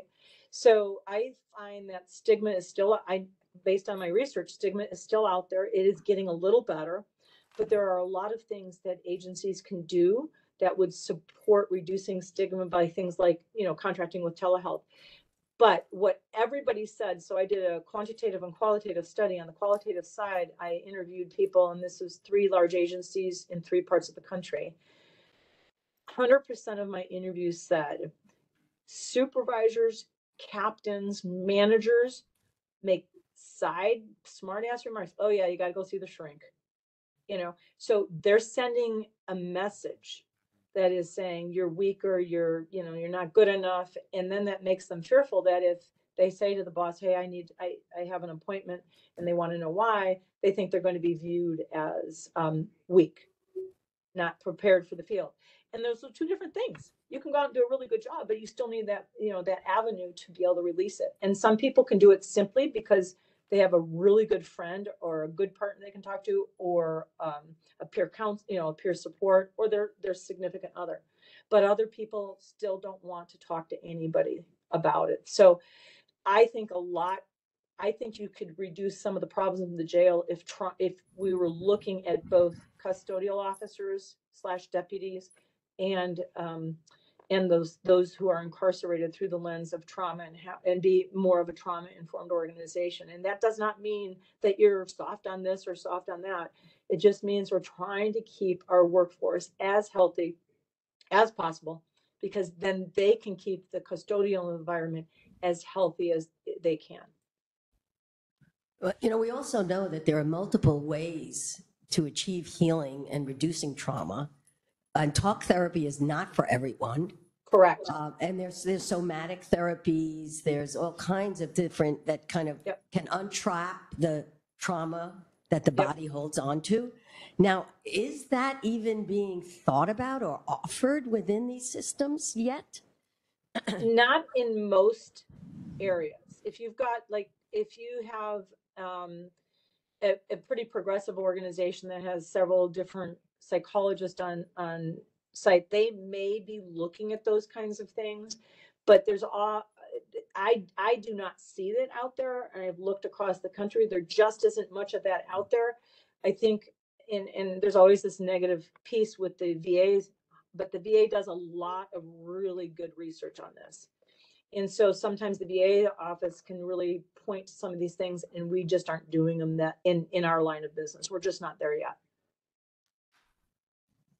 Any other Thank questions? you so much. Any other questions? Just quickly. JP?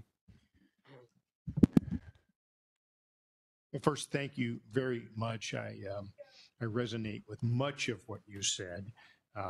Like you, I spent 35 years in law enforcement, but a little different organization. And the similarities are very apparent to me. The only area where I think you and I might have a different discussion is that whole issue of the custody environment and what that does to people, because it's a whole different deal. But thank you very much. Like I say, hearing what you said, I'm going, yeah, absolutely. Some of the things you mentioned, I know have been done in the sheriff's department under other sheriffs. When I was the president of ALADS, I used to meet with the sheriff and or the undersheriff periodically, just for those reasons you mentioned. And it was a very productive time, but that was a long, long time ago. Yeah. And I think it should be resurrected again. Just a couple of things. I want to make sure I'm clear. You mentioned a 2-year rotation with a potential for an additional year with the approval of your division chief. What was that specifically referring to? That was a rotation for our gang units, and so that our gang units would, because what we saw in Rampart, we did not see was a problem throughout the department, but one problem in Rampart just destroyed the whole reputation of the department. So the consent decree asked for it.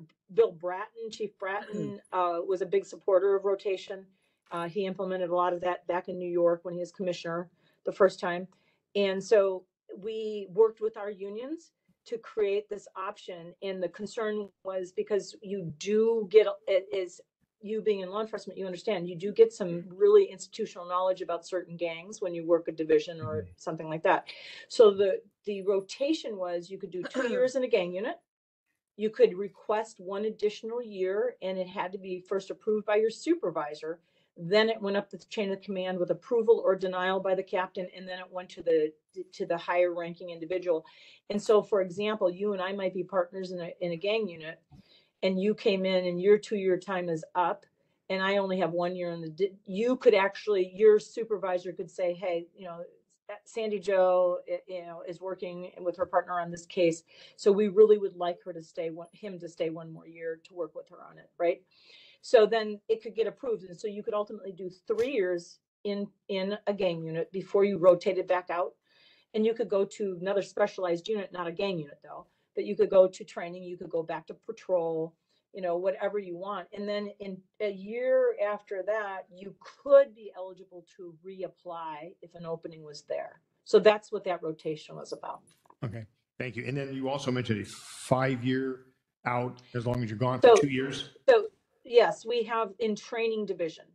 Okay. And a lot of the training division wasn't because we never found a problem in training, but what we do find in training is that there's so much really good institutional knowledge that trainers have in terms of tactics and community relations, everything, because we trained to everything.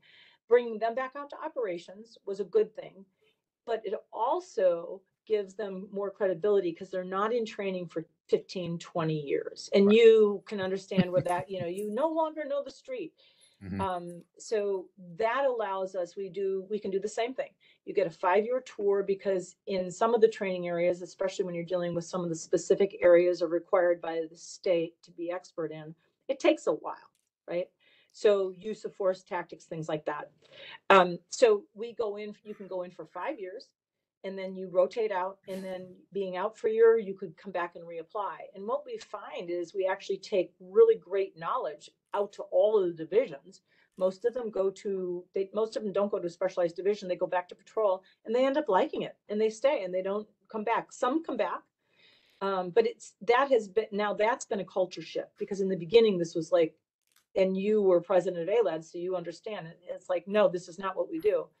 But we worked with our league and we created this policy, and we did some grandfathering and things like that. So a few people that were like nearing retirement could stay, but we worked with our union to make sure the policy was as fair as it could be, but also showed how it was benefiting the department versus benefiting an individual. Thank you very much. I really appreciate it. Any other questions? Luis? Thank you so much for sharing your insights into the organization here, from your perspective on what's going or in the sheriff's department and their role in custody operations. From your perspective, I think,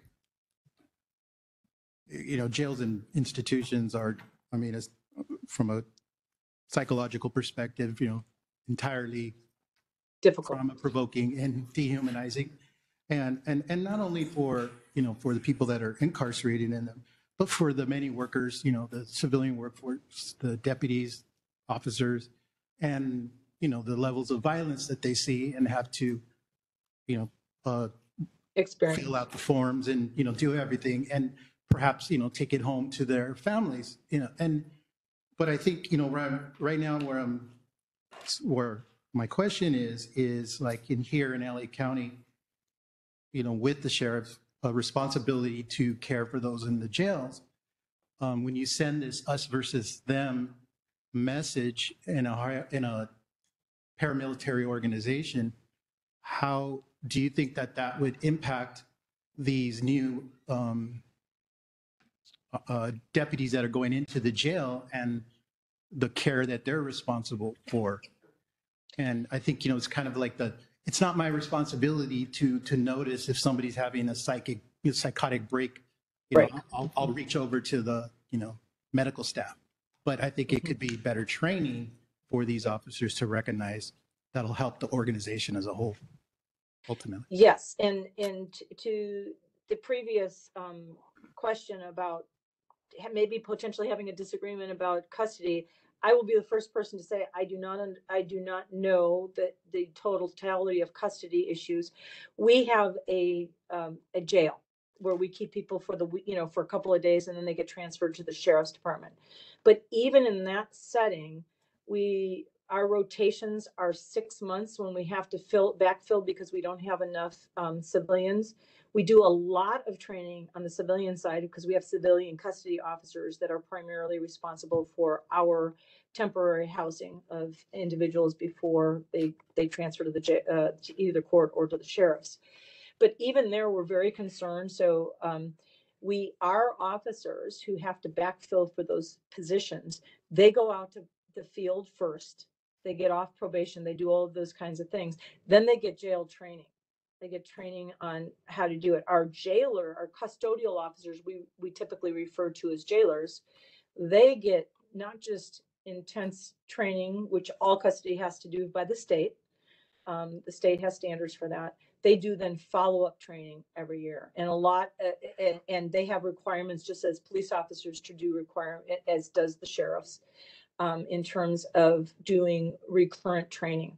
And I think in those, that's why I said if I was advising a new sheriff or a new chief or a new superintendent, I'd be saying, look at what's really in your training. Because as the previous gentleman who was asking me some questions knows from ALADS, you can have an outline for training, hit all of the state requirements, and still have really crummy training, right? Mm-hmm. So looking at what's being trained, because you should be a trauma-informed organization, which means your officers, your deputies, your sworn, all have experienced some training about trauma, not just for themselves, but about the people that they interact with, things like that. That's where you can really have an impact, because even though they're custody, they're still service oriented. They still should be service oriented. We're doing a service to the justice system. And I would say there's some deputies that have been in the jail a very long time and are just top notch. And everything's done constitutionally correctly, and they have minimal uses of force. Sometimes they're going to have uses of force that are pretty significant, and they had no control over it because they can only be responding to the behaviors of the incarcerated individual. But not to do really robust training for somebody who's in custody, whether it's a civilian in custody or doing custody, or a deputy who's in there for a couple of years, is a disservice to them, because that really supports them in sort of grounding them back into what their mission and what their role is. So I think it's really very important. Thank you.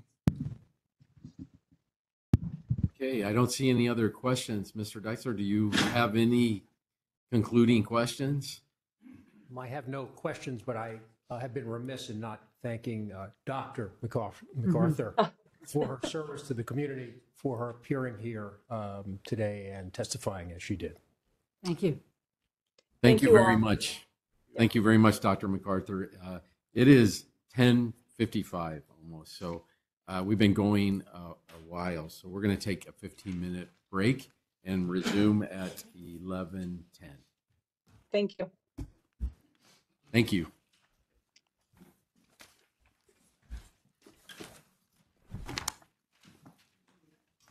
Let me give you that. I think you're going to need it. We have one more. Oh, we do have one. Okay. It's a former federal prosecutor. The equivalent of Inspector General.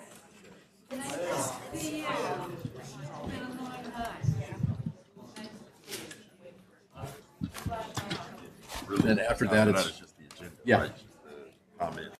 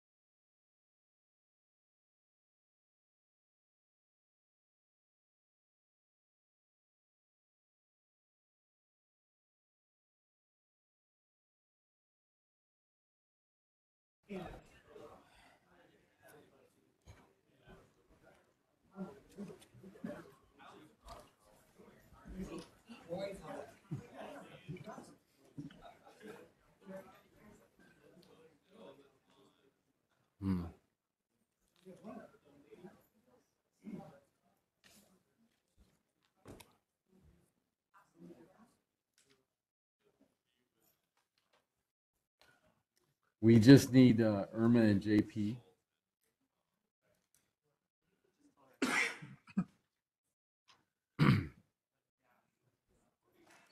We can start without them. We don't need them. Okay. We're going to This is the motion. get started again.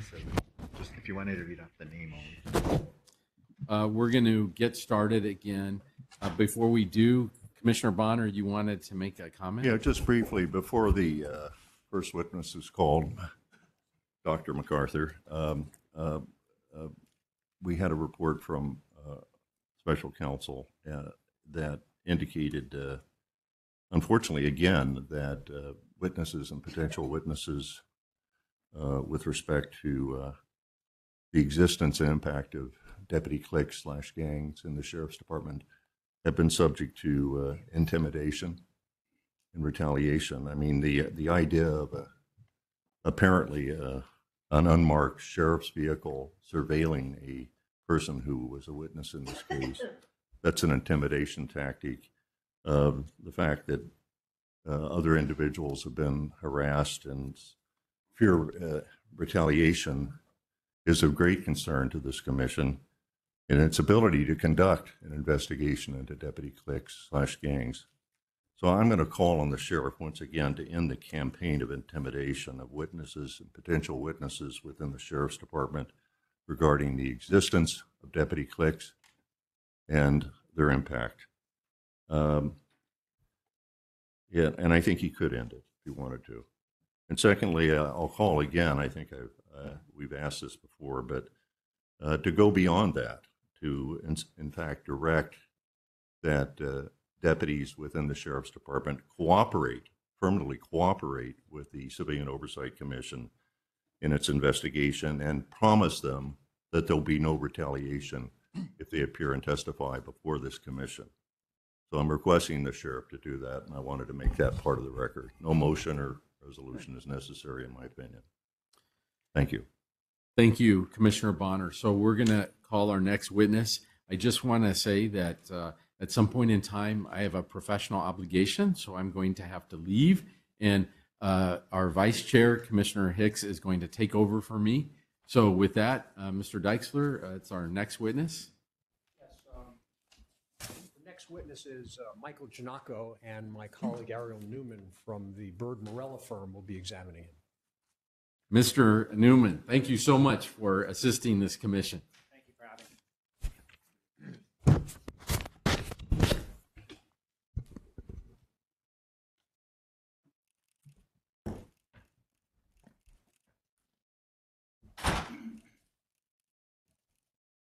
Can you state your name? Good morning, everybody. My name is Michael Gennaco. Okay, can we swear you? So can you raise your right hand? Do you swear or solemnly affirm under penalty of perjury to tell the truth, the whole truth, and nothing but the truth? I do. Thank you. Mr. Neuman? Thank you, Mr. Gennaco. Could you tell the commission how you're currently employed and what you do in your current employment? I am a police practices or law enforcement expert and have been doing that work for approximately since 2001, about over 20 years. And who hires? Is it OIR Group? Is that your company? I formed an LLC called OIR Group, and we work under that umbrella. So Okay, and who hires you to assist them? we generally contract with cities and counties administration to perform these services. How long have you been with OIR Group? OIR Group started in about 2004, but I've been involved in the civilian oversight of policing for, again, over 20 years. All right, why don't you walk us through a little bit of that professional background so the commission understands? the basis for your testimony today. Sure. The older I get, the longer this takes, Mr. Neuman. But I did go. Started out as an elementary school teacher. Went to law school. Clerk for a judge, and then I went back to Washington. Was doing voting discrimination cases for a couple years in the Civil Rights Division. Most of my work, though, in Washington was investigating criminal allegations of federal crimes, federal civil rights crimes. Those broke down into modern-day slavery cases, hate crimes, and official misconduct, official misconduct being the most relevant to this morning's hearing. I had grand jury investigations involving excessive force, false statements, and other Fourth and Fifth Amendment, Sixth Amendment violations all over the country.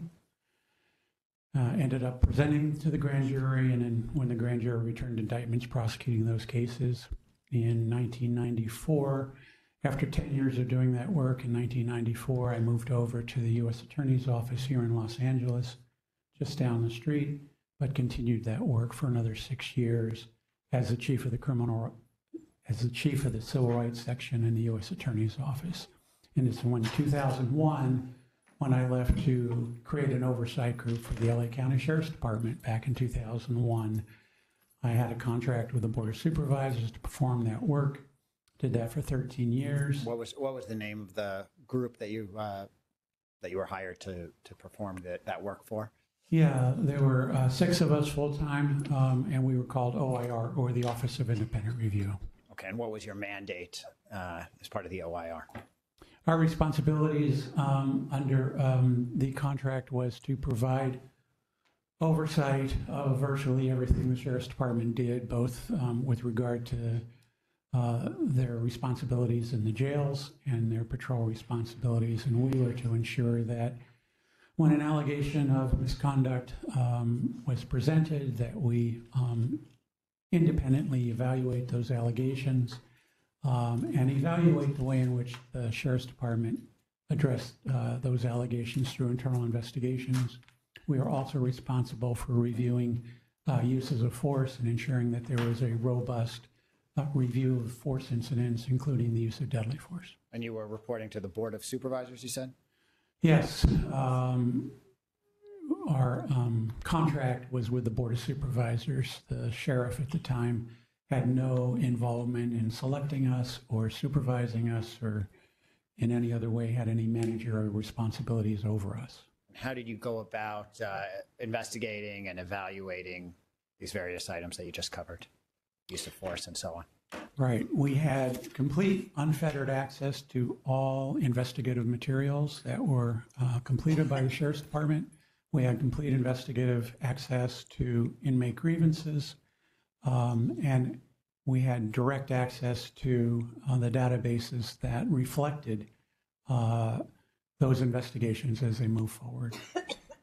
What was the relationship like with the sheriff? Who were the sheriffs at the time that you were working with? Most of the time that we were there, it was Sheriff Leroy Baca, but towards the end of our tenure, there was an interim sheriff by the name of Sheriff Scott. What was the interaction between OIR and Sheriff Baca and Sheriff Scott? We didn't always see eye to eye, but we had a collaborative relationship. And again, we had full access, and we also had the full ability to report out what we were finding, public reporting. Was this sort of an in-house position with the sheriffs, or this was really from the outside oversight position? I considered it oversight. We were literally housed over the internal affairs group.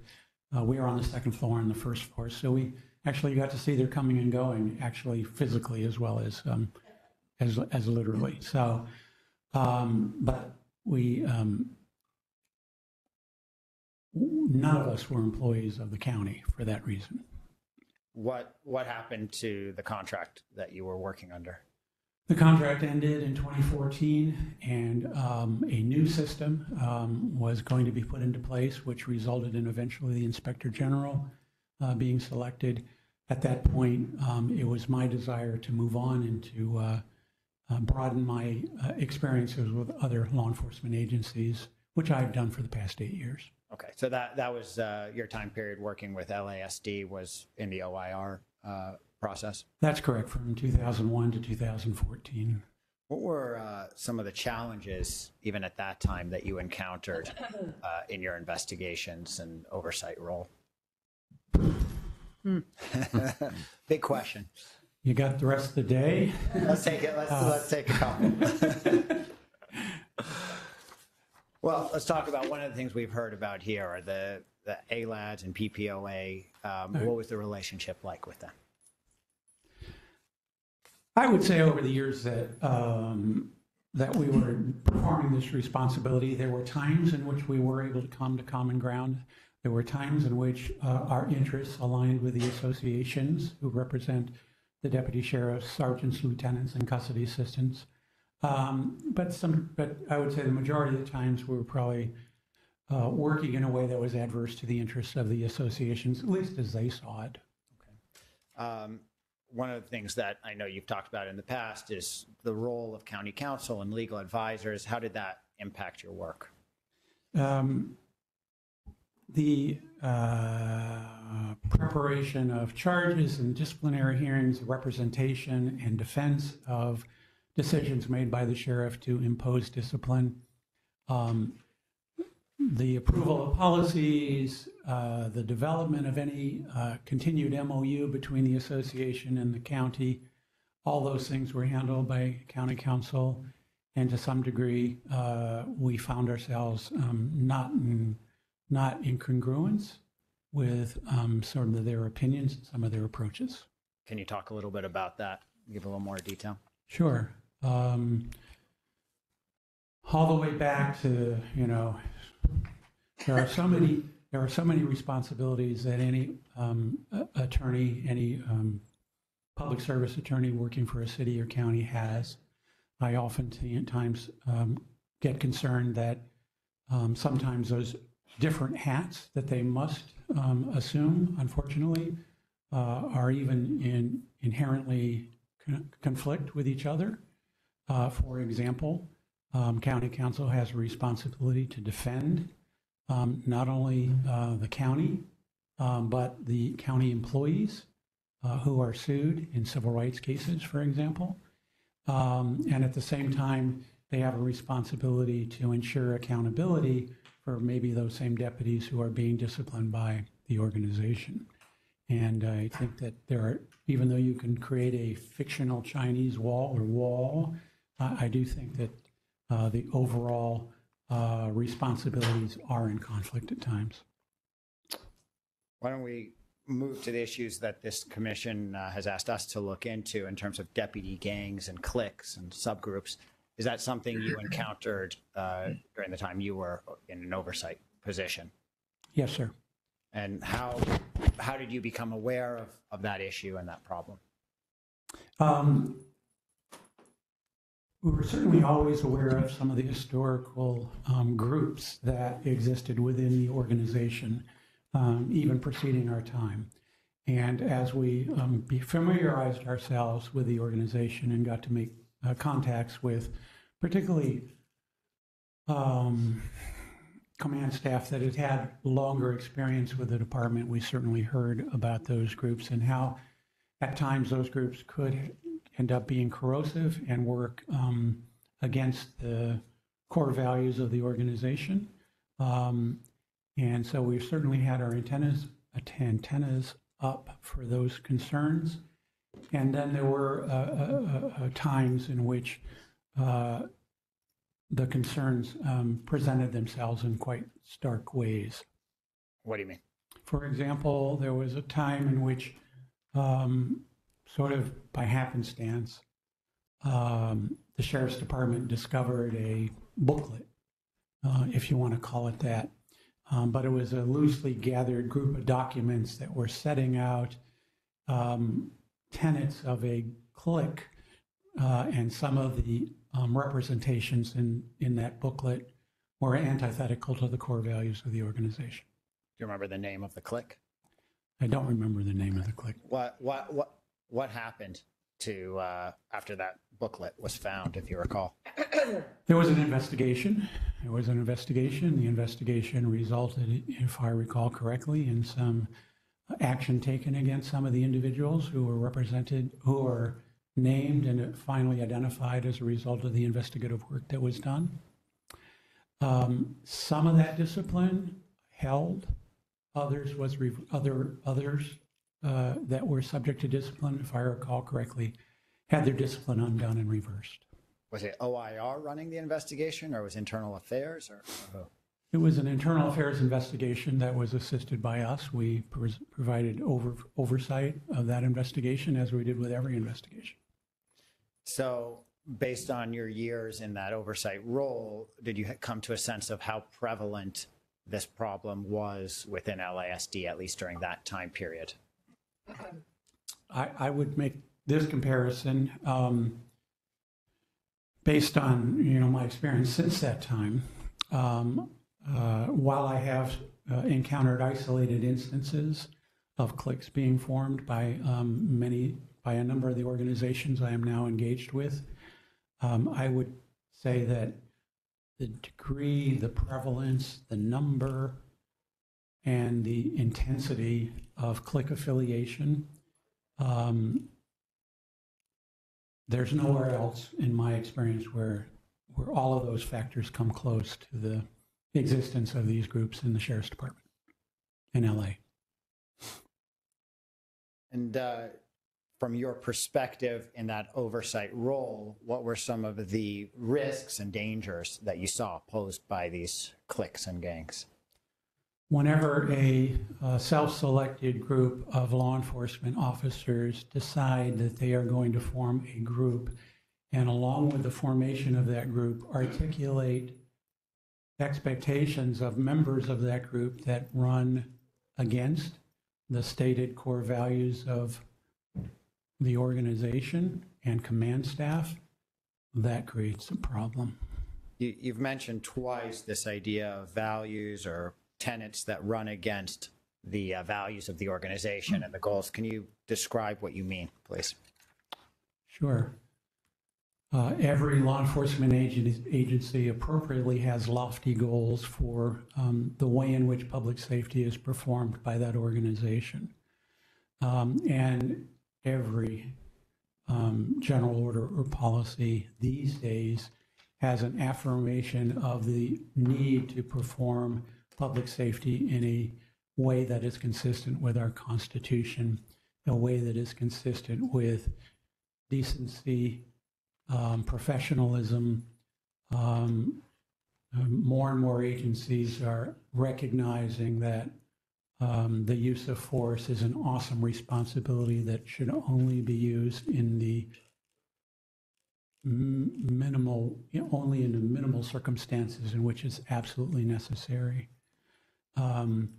The tenets of these groups were often inconsistent with those goals and objectives.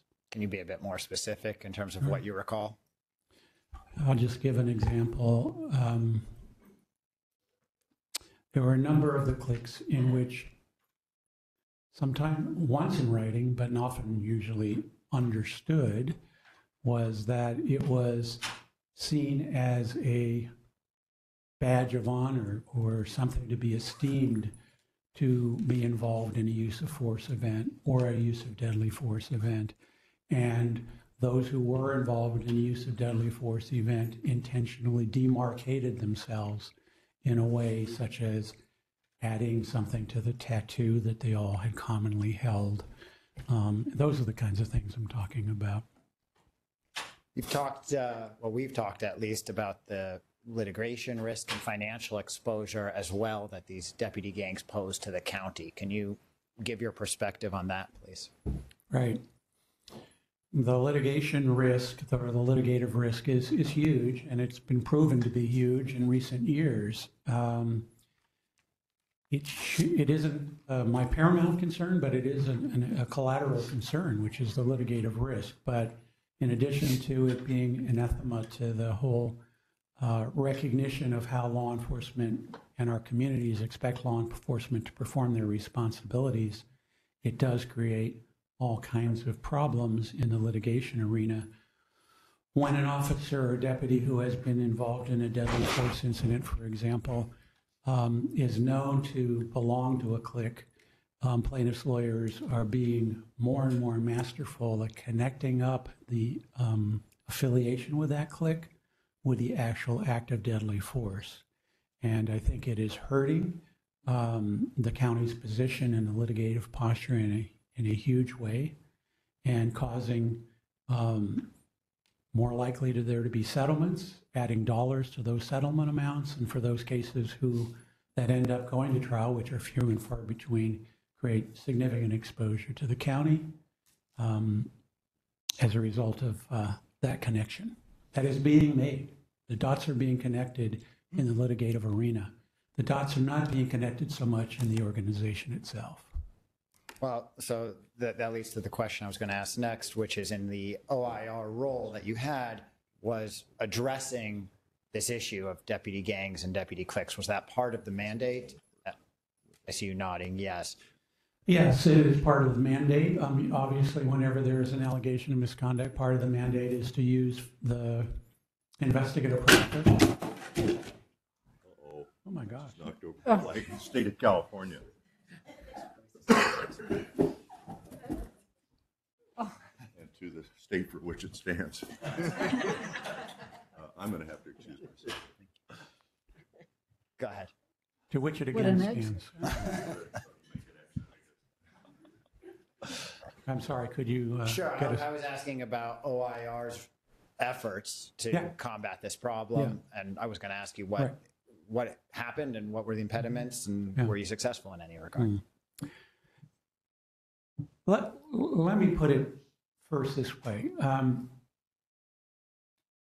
The issue is not an easy one. It's not straightforward. So much of this is sub rosa.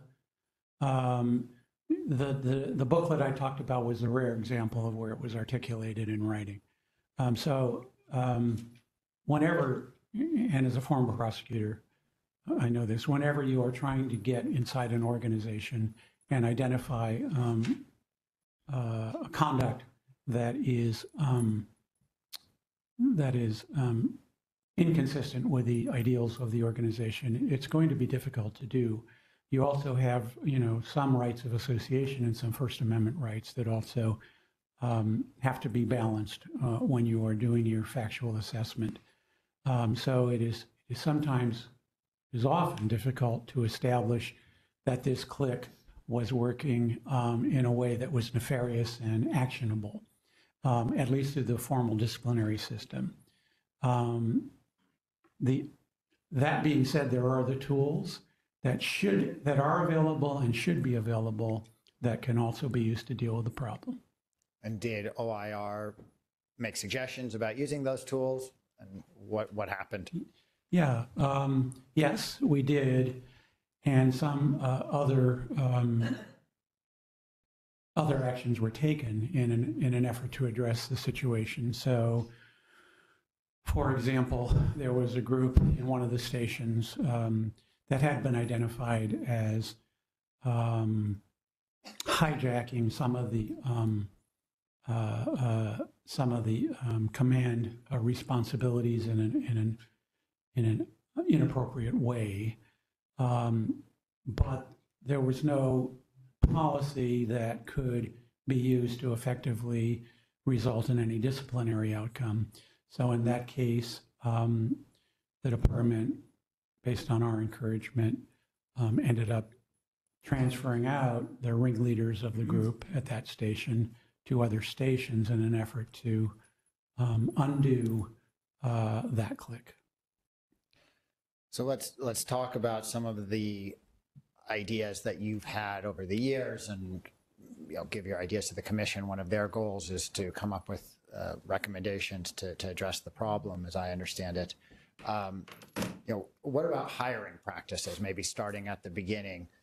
Do you have specific recommendations that you think might address this problem that could be addressed in the hiring process? I do. One of the most important things, based on my experience, one of the most important things any law enforcement organization can do and must do is ensure that people who are coming into the organization are going to be fit to be imbued with the authority that public safety must have in order to do its work. The authority to detain, the authority to use force, and at times deadly force, is an awesome responsibility, and it is incumbent upon any law enforcement organization to ensure that the right people are being hired for that response, to assume those responsibilities. So it must be so that an effective background investigation is done. I think because of, in particular, LA County's issues with cliques and deputy gangs, that it is incumbent that the hiring process recognize that concern and identify individuals who may be prone already to identify with individuals or philosophies or beliefs that are anathema to modern day policing. And I think that is a time in which agencies have the most control, not only about identifying individuals who may have already gone down a path that is not consistent with what you would want a law enforcement officer brand new to have, but also to sort of set out the rules of engagement, if you will, and expectations for new hires. That's when law enforcement, if they choose to, can have a lot more flexibility on identifying what it is that we expect you to be doing for the next 20 years of your career. So some examples that I'd like you to comment on, for instance, are polygraph or forcing disclosures of tattoos in the hiring process, that sort of thing. It becomes harder, obviously, it appears at this point, once somebody is a tenured deputy. What's your view on doing that in the hiring process? Right. A polygraph is generally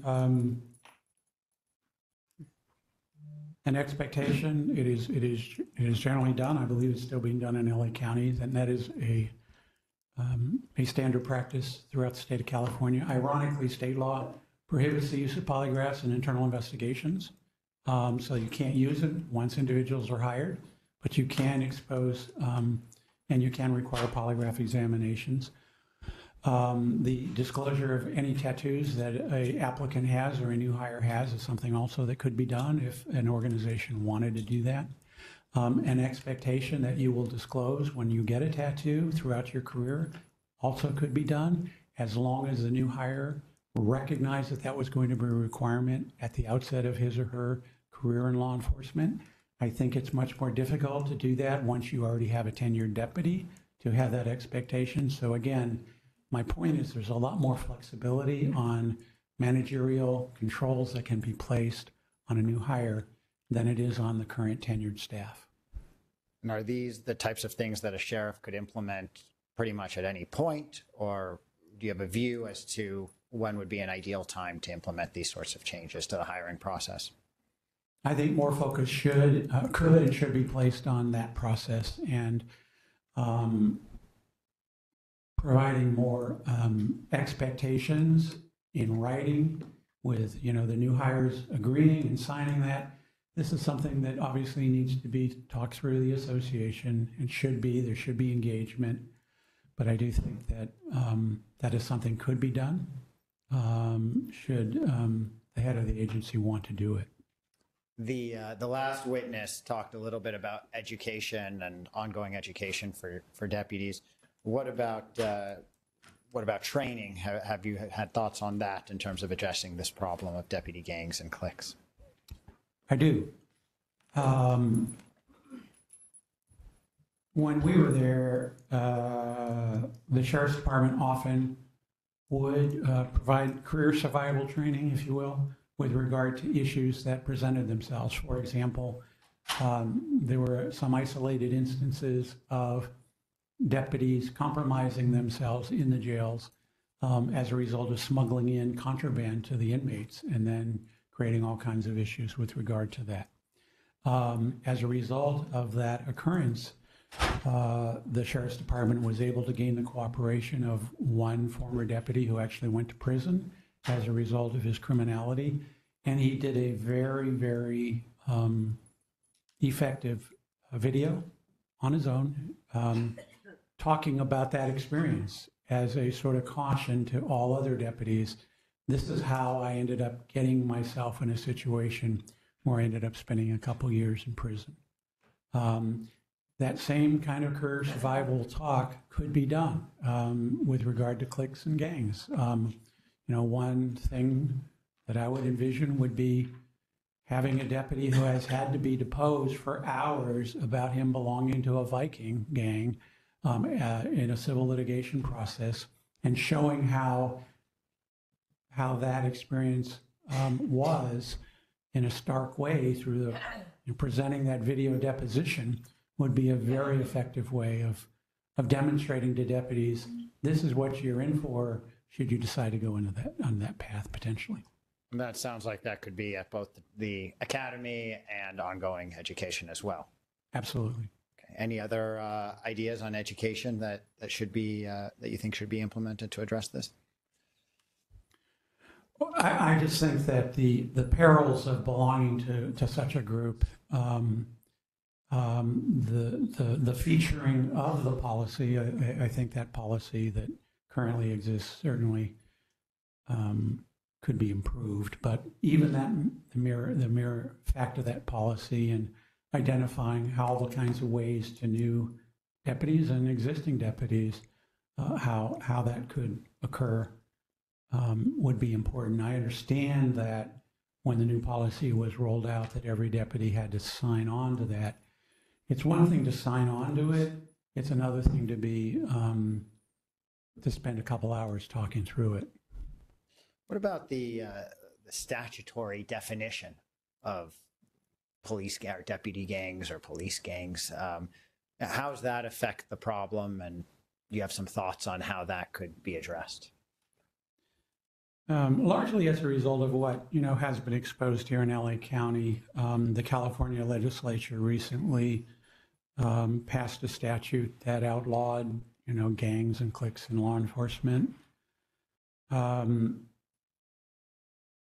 While I applaud the efforts and the symbolism is important with regard to that statute, I've looked at that statute and think that enforcement of the statute as it currently is constituted would be very difficult to do. For example, if you look at the statute, it talks about corrosive on-duty activity, but doesn't talk about off-duty activity, which is where much of the corrosion occurs. That's just an example where I think that statute could be improved. That being said, the policies of any organization can be more stringent than any statute. And so if you have thoughts on what policies could be adopted in terms of defining these organizations, these subgroups, and the actions that could lead to discipline, how would you suggest it be broadened for the organizations? Again, looking at the current policy that was established, there is one actionable sentence in the whole policy. It's not specific. It doesn't have definitions. It doesn't have examples. It doesn't have illustrations of what would cross over the line into actionable misconduct. It's one sentence and vague, ambiguous. It's something, but a lot more could be done in my view. More specificity, more examples, more tightening it up, it sounds like. Correct. The prior witness talked about some of the problems in her view that are posed by having deputies start out in the jails and in the custody. Is that something that in your view contributes to this problem of deputy gangs and deputy cliques?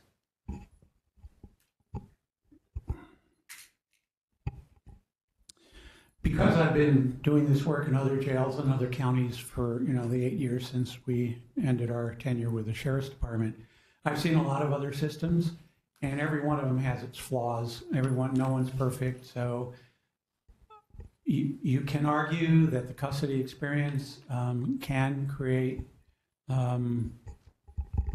inurement to to a situation in which you're dealing with individuals who are being kept away from us because of public safety concerns. On the other hand, You could argue that, you know, a deputy presents a controlled environment. You can, if you have good mentoring and supervision, use that controlled environment to start a deputy on a forward path. Other organizations have a dual track system, in which there is specialization. So people who are in custody are going to be in custody throughout their career. People in patrol are going to be in patrol throughout their career. And so there are lots of different ways to slice the cake.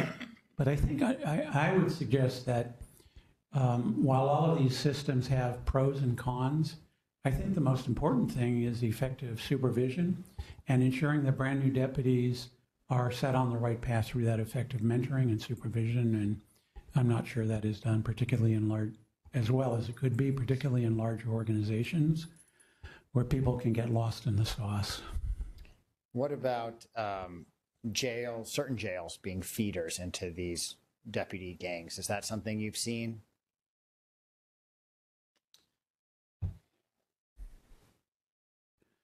I think that deputies, to the degree they have the ability to self-assign, and there is some, you know, clearly some discretion to self-assign to certain facilities, that every jail has sort of its own ethos and develops its own culture. There's no question about that. It's not unanimous, but there is certainly an overarching sort of perspective. The mere fact that Central Jail, if anyone spends a minute there, can understand how the mere nature of that facility can create and contribute to an us versus them situation because of the mere danger that the way in which the facility is presented creates to everybody. I do think that you know, could be a factor in the way in which clique culture is developed, and it was our experience that senior deputies, bonus deputies, individuals who were really not in the command staff chain were often much more involved in helping determine which deputies went to which station once they came out of the jails. That was that should be a responsibility of command staff, but in reality, it was often not the responsibility of command staff. Let's take it one step at a time. You called it self-assignment into the jails. Do you have thoughts on how that could be redone or changed in a way that might be more effective? I do think that, you know, if an organization wants to, they can regain control of many managerial responsibilities. But if they don't assume that control and have weak first-level supervisors or first-level supervisors who aren't interested, lieutenants, captains, then that vacuum is going to be filled up by others in the organization who are not in supervisory positions. And whether that means, you know, who's going to what station, who's getting what shift, who's getting what schedule, the scheduling deputies at the stations, unfortunately, at times assume more authority than the captain of the station in reality. So there are all kinds of supervisory issues that come into play here. So talk about that a little bit. Sort of what I think of as the pipeline back to the station from the jail. How did you see that happening, and how could that be interrupted? Because I think there was a managerial vacuum at times, and because I think that there were times in which lieutenants and captains assigned to the jail facilities weren't paying attention to this. The way in which sort of informally it happened is that the connection between some of the fast stations in the county and, for example, Central Jail was there. And there would be an informal sort of selection process or identification process of, quote, hardworking deputies in the jail. And that can have a positive connotation. It can also have a negative connotation, depending on how you interpret it. But that mere fact created sort of a pipeline in which individuals who were identified, self-identified while they were in their jail assignments, ended up to a large degree working in stations that more prevalently filled with individuals belonging to cliques. We heard a little bit about the idea of rotating deputies among stations. What about in the jails? Is that something that you think might help address this problem? Yeah, and I do think that there have been times in which that has been implemented and tried. I'm not sure that it is going on currently, but I do think that moving deputies who are in a jail assignment, not only maybe between facilities, but also among facilities with regard to giving them different responsibilities during the time of their assignment. One, it gives them the opportunity to develop different skills. It gives them an opportunity to have different experiences in the various facilities that we have in the county. And I think it allows deputies to have a more well-rounded experience when they come out to their patrol assignments. And I also think that it would sort of break that pipeline, or at least interrupt that pipeline in a significant way. You mentioned that there have been this policy in the past, hasn't always been enforced. What sort of enforcement issues did you see in your experience, and what would you recommend be implemented? Well, you've got to have a will to do it. You can say that you want to do it, but then it's the responsibility of command staff all the way from the sheriff on down to ensure that it's going on. Audits and that sort of thing. Audits, and then just daily plugging in, in the regular meetings that I would expect any assistant sheriff, under sheriff, or sheriff to have with his or her command staff. You got to make sure that what he or she is asked to be done with regard to rotation, with regard to assignments, is in fact being done. And you need to check on it, and don't just take yes for an answer, but actually dig deeper. What about rotations among stations? We were just talking about jails. The prior witness talked more about rotations among stations. What's your view on that and how it might impact addressing this issue? I think that the deputies who work various assignments, not just patrol assignments, but special assignments, one of the advantages of a large organization like the LA County Sheriff's Department is that there are so many different opportunities and so many different kinds of sheriffing that can be done. And I think that to the degree that deputies are encouraged to get involved and volunteer and put in for various assignments in various stations, as Dr. MacArthur was saying, I think makes for a more well-rounded deputy. And that deputy, I think, should be looked at with regard to promotional opportunities based on that well-rounded experience. And for those who get stuck or want to stay in one particular station, I do think that there has to be a time of reckoning in which the department says it's time to move on to another assignment, even outside the specialized arena. Again, but we go back to the MOU. And the MOU does have all kinds of restrictions. I do think that the current MOU in LA County, and it's not unique to LA County, but the current MOU in LA County has allowed the associations to essentially hijack managerial responsibilities in a very corrosive way. Can you explain why, or what aspects of the MOU do you think have led to that? Yeah, I think that with regard to public safety, in my view, the bargaining that goes on between associations, and I'm all for associations. I think that associations, do an effective job of representing their members. But in my view, I think most of that bargaining should be wages and benefits. But with regard to managerial prerogatives, when there's intrusion into that area, and there has been intrusion into that area in this county and virtually every other law enforcement organization in the state, I think that presents all kinds of problems. So you're talking about things like agreements on rotations and tenure and that sort of thing, or what do you mean? Things like managerial discretion, the things that managers are better equipped to decide who goes where and when than an MOU does. I believe other witnesses, or I may be wrong, but you've talked a little bit about the diversity of the workforce and how that may be relevant to addressing this problem. Can you expound on that, please? I do think that obviously is something that everyone should be looking at. I do think that by and large, the Sheriff's Department has done a pretty good job with regard to diversity, at least ethnic diversity. I think that, I think the majority of deputies are actually Latino right, as we speak. And I do think that they have more work to do on gender diversity for sure. And I think if you look at the appearances in which cliques have been identified in LA County, it's not exclusively, but almost exclusively male generated. Going back to something we were talking about earlier about risk management and sort of litigative risk, what do you think could be done to change some of the viewpoints there that may help address this problem in terms of focusing on resolving cases and litigating versus addressing causes and that sort of thing?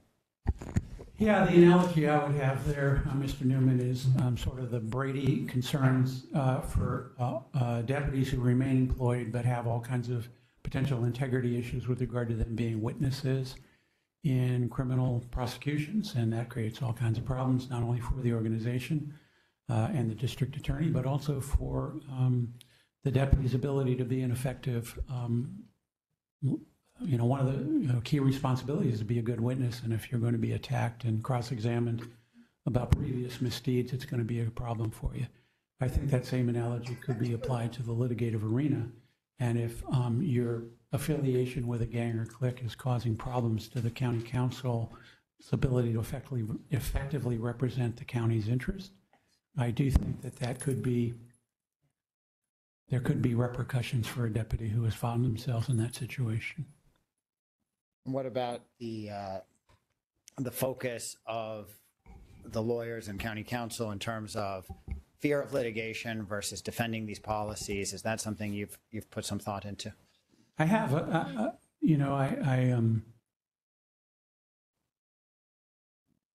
When we were overseeing the sheriff's department, to the credit of the sheriff's department, there was quite a robust risk management program. I don't know where that is now. But the idea was that prevention and identification and learning was part of the litigative process, so that when a lawsuit came in and that lawsuit resulted in an adverse judgment or serious liability for the county, that the lawsuit would be pulled apart with regard to identifying systemic issues or performance issues of individual deputies that are identified through that process. I'm not sure the same thing is being done now. More could have been done then, and more could be done now.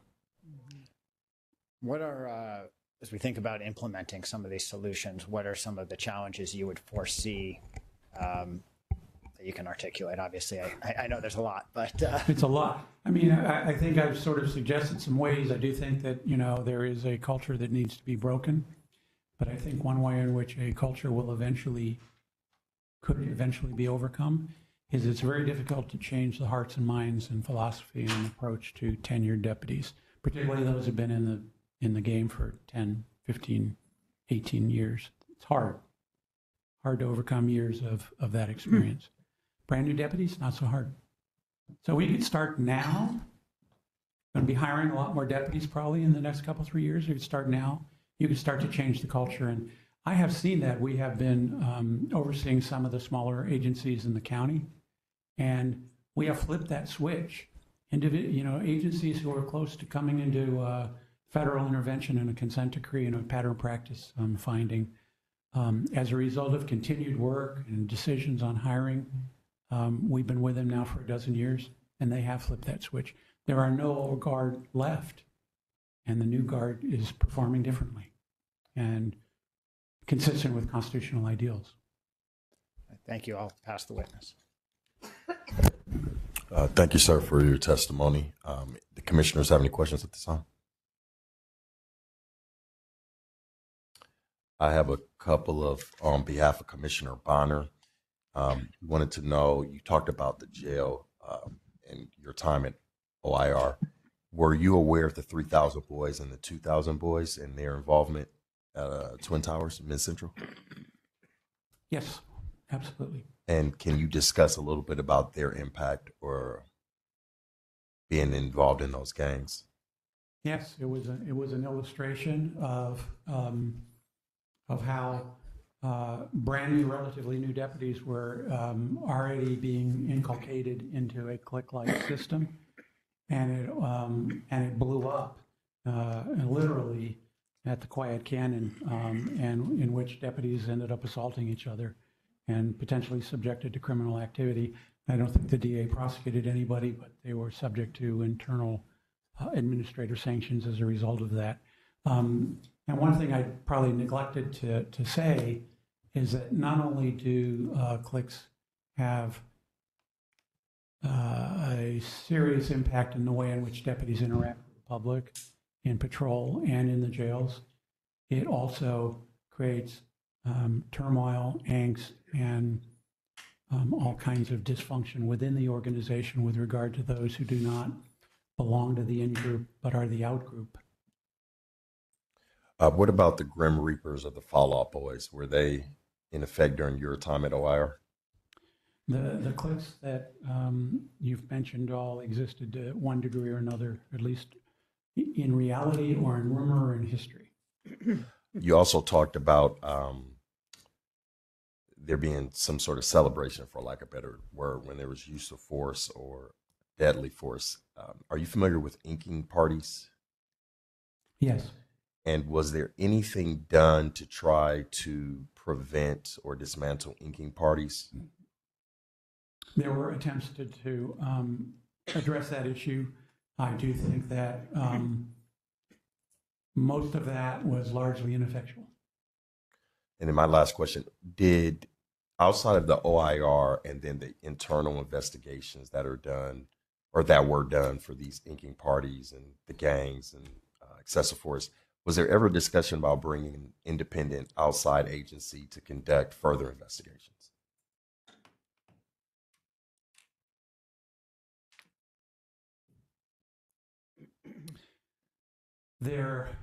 No, not formally. There was, I'm sure this commission recognizes there was a Blue Ribbon Commission that certainly spent a lot of time looking into that issue as an outside entity, and Judge Bonner was part of that, I know. I have no further questions. Any other commissioners? Commissioner Gibbons? Yeah, thank you for being here. Thank you for being here today.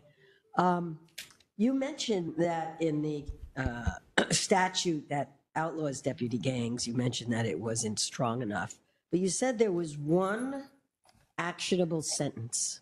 What is that sentence? I may have confused the situation. I was talking about the one actionable sentence in the policy. Oh, okay. In the policy. When if you look at the current Sheriff's Department policy, there's one sentence, and then there's a lot of noise about, you know, how clicks can be destructive. Okay. Can you? I don't have that in front of me. Do you recall what that is? I'd be paraphrasing, but essentially it says that cliques, that deputies are not to belong to cliques that advocate unconstitutional or illegal practices. That's a high bar to prove. Yeah. Okay. Thank you. Commissioner Cooper.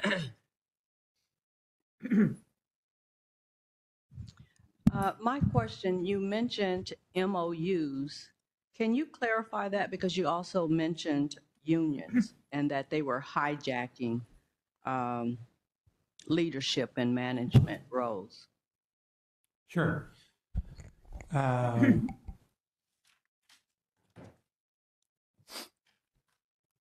Every law enforcement organization that has associations or unions as part of that structure, and I think virtually all do in California,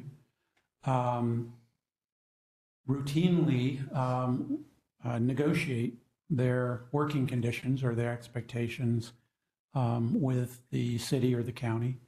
And as a result, and based on that negotiation, there is a memorandum of understanding or a contract, or MOU is shorthand for that, that sets out those expectations.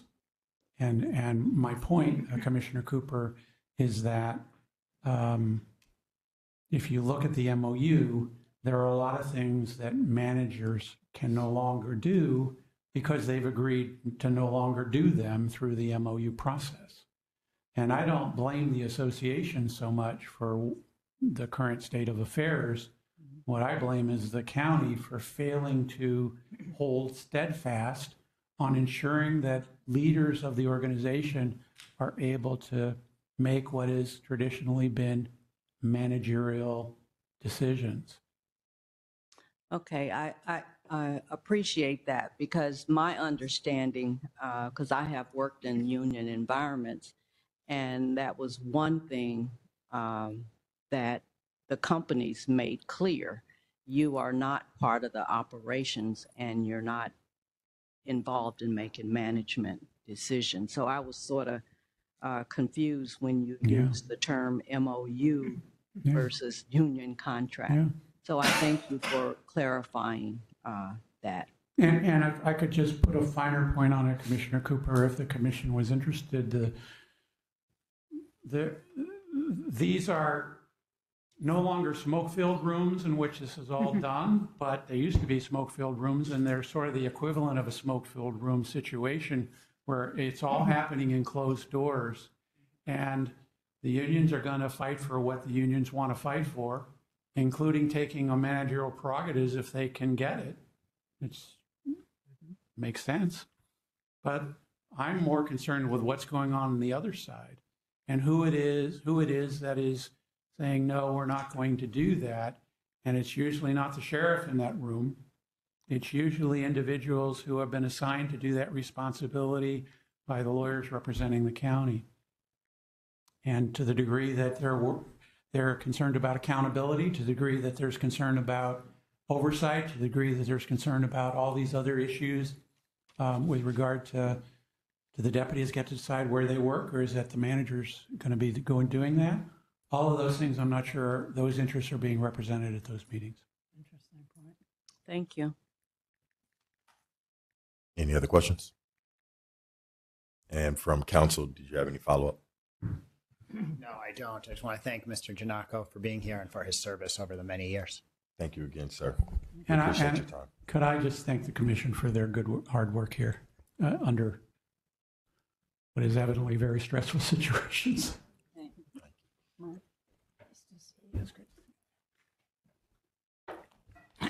And are there any further witnesses, Mr. Deixler? Before we move to the next agenda item, Jennifer, do you know how many people we have for public comment? 5? Okay. Any closing remarks, Mr. Deixler?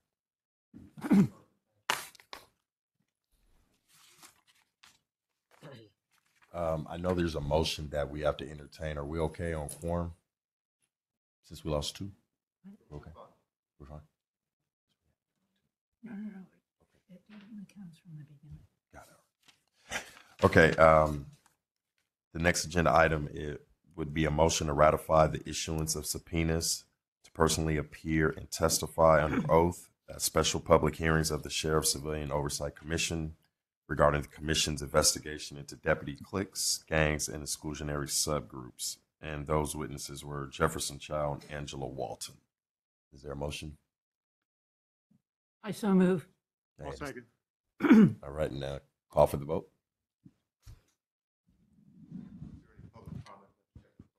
Would anyone like to speak on the motion? No. No public comment. I'm going to go ahead and conduct the roll call. Commissioner Cooper? I agree. Commissioner Garcia? Yes. Commissioner Giggins? Yes. Commissioner Harris? Yes. Vice Chair Hicks? Yay. And Commissioner Rubin? Yes. Motion carries. Okay, the next agenda item will be public comment. Our first speaker is Leticia Vasquez, followed by Hilda Pedrosa, followed by Michelle Infante.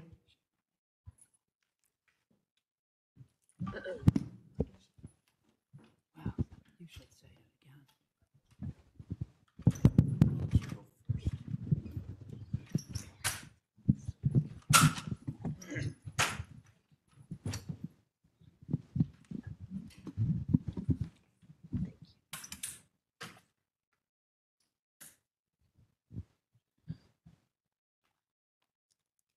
Yes, that's And fine. everyone will have 2 minutes. First of all, I'd like to say thank you to you all for giving us the opportunity to speak. I'm the mother of Marco Vasquez, who was murdered almost 3 years ago on October 6, 2019. And as I stand here before you all, and hearing the witnesses and those that didn't come forward, all of the could have, should have, would have situations are great, right? If some of these things would have been implemented back then, maybe my son wouldn't have been murdered. There are great ideas, and there are definitely change and room for change. For the witnesses that didn't come through, and that they're concerned about their promotion, think about and your retaliation that you might be facing. This shirt represents the many of us who are suffering for the loss of our loved ones. And we face that retaliation, that fear every single day. Every single day, we worry about whether they're going to shoot another innocent victim, if they're going to harass another family, if they're going to follow us home from school, etc. So there are a lot of things and a lot of factors that need to be put in place. I also stood witness to a event that Villanueva was at. And he looked at us in the eye, and he made sure that everybody was looking at us. We were doing a silent protest. And during the silent protest, it was an event for impacted families of criminals. And while our criminals were a badge, our criminals stand behind policies and associations and unions that protect them. He made sure that they looked at us, and he asked one question that resonates in my mind all the time. Looking at us, he said, "What are you going to do about it?" You know, and so Villanueva, this is what we're doing about it. We are standing before you all. We are making sure that a corrupt sheriff will be taken out, and that us, the people, can take him out when needed and when he is violating the law and not doing what he swore to do, is to protect us all. Thank you. Thank you. Hilda Pedrosa, followed by Michelle Infante, followed by Donald Harlan. Hello, everyone. There's just so much in my head, so much stuff that I wish I could speak about, and I only have less than 2 minutes. But first of all, it saddens me and it angers me that what you've been hearing and seeing in these 6 hearings has been what families have been saying. What Ms. Giggins went through is what we've all been fearing, what we've all been going through in different ways. We've heard from all of these other people that were supposed to be here that were not here, why they're not here. It's the same reason, the same things that keep happening to us. And I am very angry at the fact that it's true, like we heard today, that a lot of these officers, once they've killed our loved ones, they're being promoted and getting higher salary because that's what they've done. And all I hear from Mr. Gennaco is that is to take it down and to start all over again. New hires is the thing to do, and to get rid of the current gang members that we have in our stations, because that will happen. And what will happen is that if we mix the new hires with the current gang members that we have there, the new hires are going to be spoiled because we're mixing them together. So it's something that I hope that you could look into, that even if we do get these new hires and we implement these new things, that it's not going to clean this up. It's not going to make it better because we're mixing them up. So I do want to tell you that, these officers, they took away more than just a brother, than a father, than a son. They took a lot away from us, but the security, the peace, the trust, the sanity that we have, I want you to take all that into consideration. Thank you. Thank you. Fonte, followed by Donald Harlan, followed by our last speaker, Richie Sergenko. Good afternoon. My name is Michelle Infante. I'm with Dignity Power Now. I think every one of you should be ashamed of yourself. You came here and you allowed somebody to talk for an hour about something that she cannot do. She really didn't offer any advice. I mean, offering rotations and some of those ideas, isn't that what one of the deputies came up here and spoke about already recently? Didn't Sheriff Villanueva do slowdowns? Isn't that all part of doing a rotation, taking them out, and then making it look like he doesn't have enough money to take care of his community that he needs to be taken care of, right? And then what happens? He's changing statistics. And then I even hear somebody even talk about Commissioner Harris. You talked about giving somebody the benefit of the doubt. Why aren't you giving the benefit of the doubt to someone who's incarcerated? How about Ruby Beltran? How about Deputy Mercado that sexually assaulted her? How about Deputy Fernandez that stuck his hands down her pants and into her vagina? How about giving her the benefit of the doubt and giving her an opportunity and to show her truth and tell her truth? But every time for 6 years, everyone keeps coming up here talking about the Sheriff's Department and the benefit of the doubt.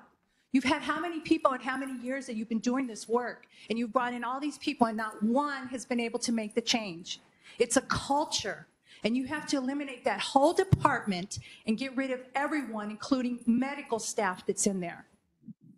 To come here and hear this, that you take away time, an hour, you allowed some woman up there to talk when you have families out here who's lost a loved one, who we say lost a loved one who was killed and murdered, and you want to give them 2 minutes? That's not right. And you know that, and you need to make that change, and you need to start going after the people that are responsible and that need to be accountable, and that's the LA County Sheriff's Department and Alex Villanueva. Nobody gets any benefit of the doubt. If you can't give it to an inmate, then you don't get to give that to your department.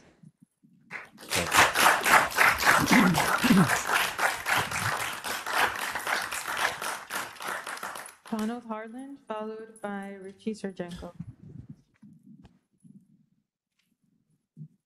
Hi, I'm Donald Harlan. I'm here to report I'm having a problem with the LA County Sheriffs, especially in Santa Clarita.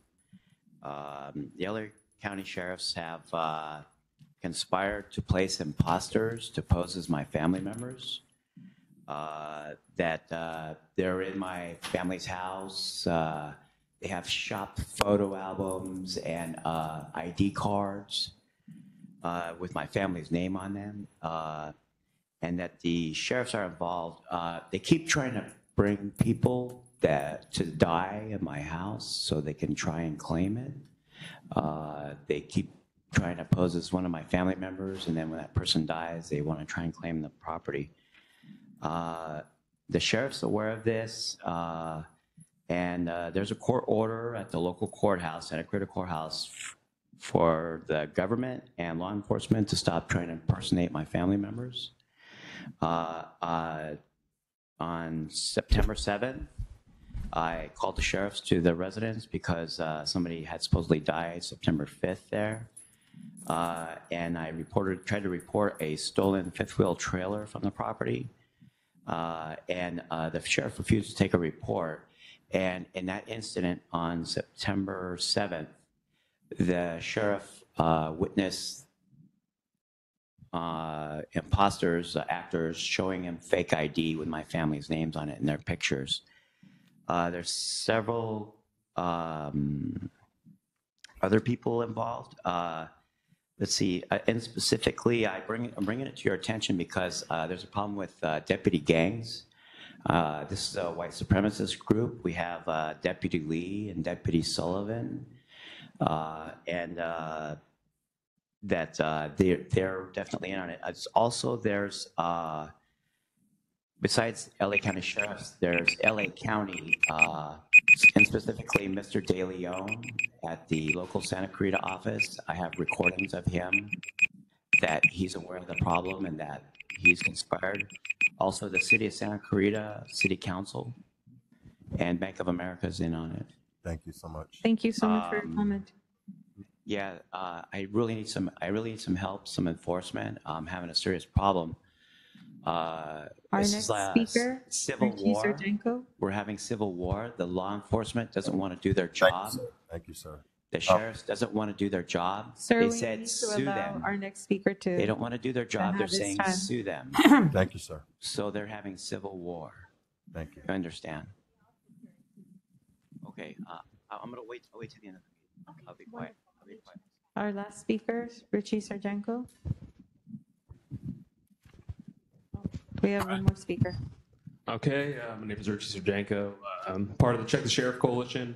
I've been pretty supportive of what the commission has done so far with these special hearings, but I'm very disappointed in today allowing MacArthur to talk for an hour about things that she can't even do. And I found it particularly offensive when, the commission allowed her to speak for an hour, but when she spoke up about how the county doesn't have resources for LASDs, for deputies to get to mental health help.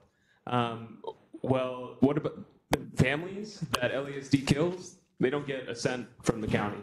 So when you talk about resources and money, you allowed someone to come up on the stand to say that we need more money for LASD deputies' mental health. But the families who have to deal with the trauma that they place on elders. Paul Rea's teenage sister has been harassed by the deputies.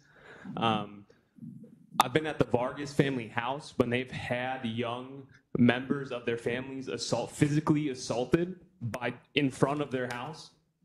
And so when we talk about mental health and the resources and the money that this county is able to provide, they don't get any money. But this lady's fucking up here talking about how the deputies need mental health services. And Commissioner Giggins, I'm sorry that you're going through this, but Sister Helen Jones, John Horton's mother, has been talking about this for over a decade. The Vargas family has been in front of this commission talking about the deputies' harassment, retaliation, intimidation. I've experienced it outside my house. I've seen them outside my house. Villanueva has run Facebook ads with my face on it, intentionally putting a target on me.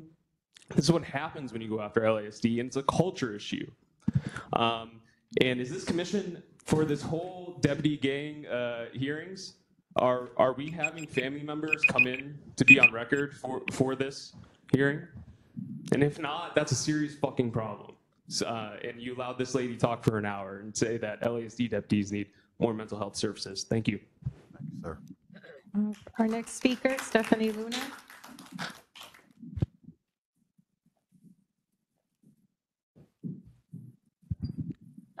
Hello. My name is Stephanie Luna. I'm the family of Anthony Vargas. You guys already know my nephew's story. He was murdered in 2018 by two active known prospects for the Bandidos deputy gang in East LA. Hearing that woman talk for an hour was gravely concerning for multiple reasons. One of the main reasons being that she believes that the deputy's mental health is more important than the mental health of the families that have been affected by sheriff violence. There's a lot of money that the county has available to offer sheriff deputies mental health services. Why that's not happening is none of my business. What is my business is the fact that the families are not provided with mental health services, the fact that the families have to actively seek out our own mental health services from nonprofit organizations. That's a serious problem. Another issue that I'm having is the two deputies that refused to show up today. One of them refused to show up because he was in fear of not getting a promotion. And I can tell you one thing, that deputy, you're a coward. My nephew will never in his life be able to get a promotion from a job because he was murdered by the deputy gang members that you are actively protecting today. To the deputy that didn't show up for a fear of retaliation. Families that are here today face retaliation on a daily basis. Every time we show up to a commission meeting, every time we show up to a board of supervisors meeting and a motion is passed, We have sheriff deputies parked in front of our cars. There's no doubt in my mind that that's a sheriff deputy in an undercover car. We have those cars parked in front of our house. We've been tailgated. We've been followed. We've been harassed. We haven't faced the harassment that Patty Giggins has, but I'll tell you who has. The family of 14-year-old AJ Weber has. AJ Weber's family was raided in the exact same capacity. There was no media coverage for him. There was no one that showed up to fight for him. There were no attorneys that showed up to fight for AJ Weber's family the way that the county is actively fighting today. I understand that you guys are public officials. I understand that you guys have a higher position than the rest of us, but it shouldn't be you guys up here and we're down here. If you guys get protection, the families deserve the same kind of protection. You know, the sheriffs see the same target that you guys have. They see us the same way. The only difference between you and us is that you guys have media attention constantly on you. The families don't. We don't have that media attention constantly on us. We don't have people constantly watching and making sure that we're okay. We have activists and people doing that for us. Thank you so Thank you.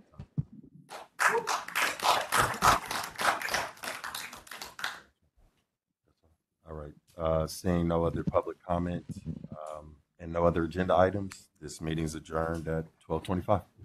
Thank you, everyone.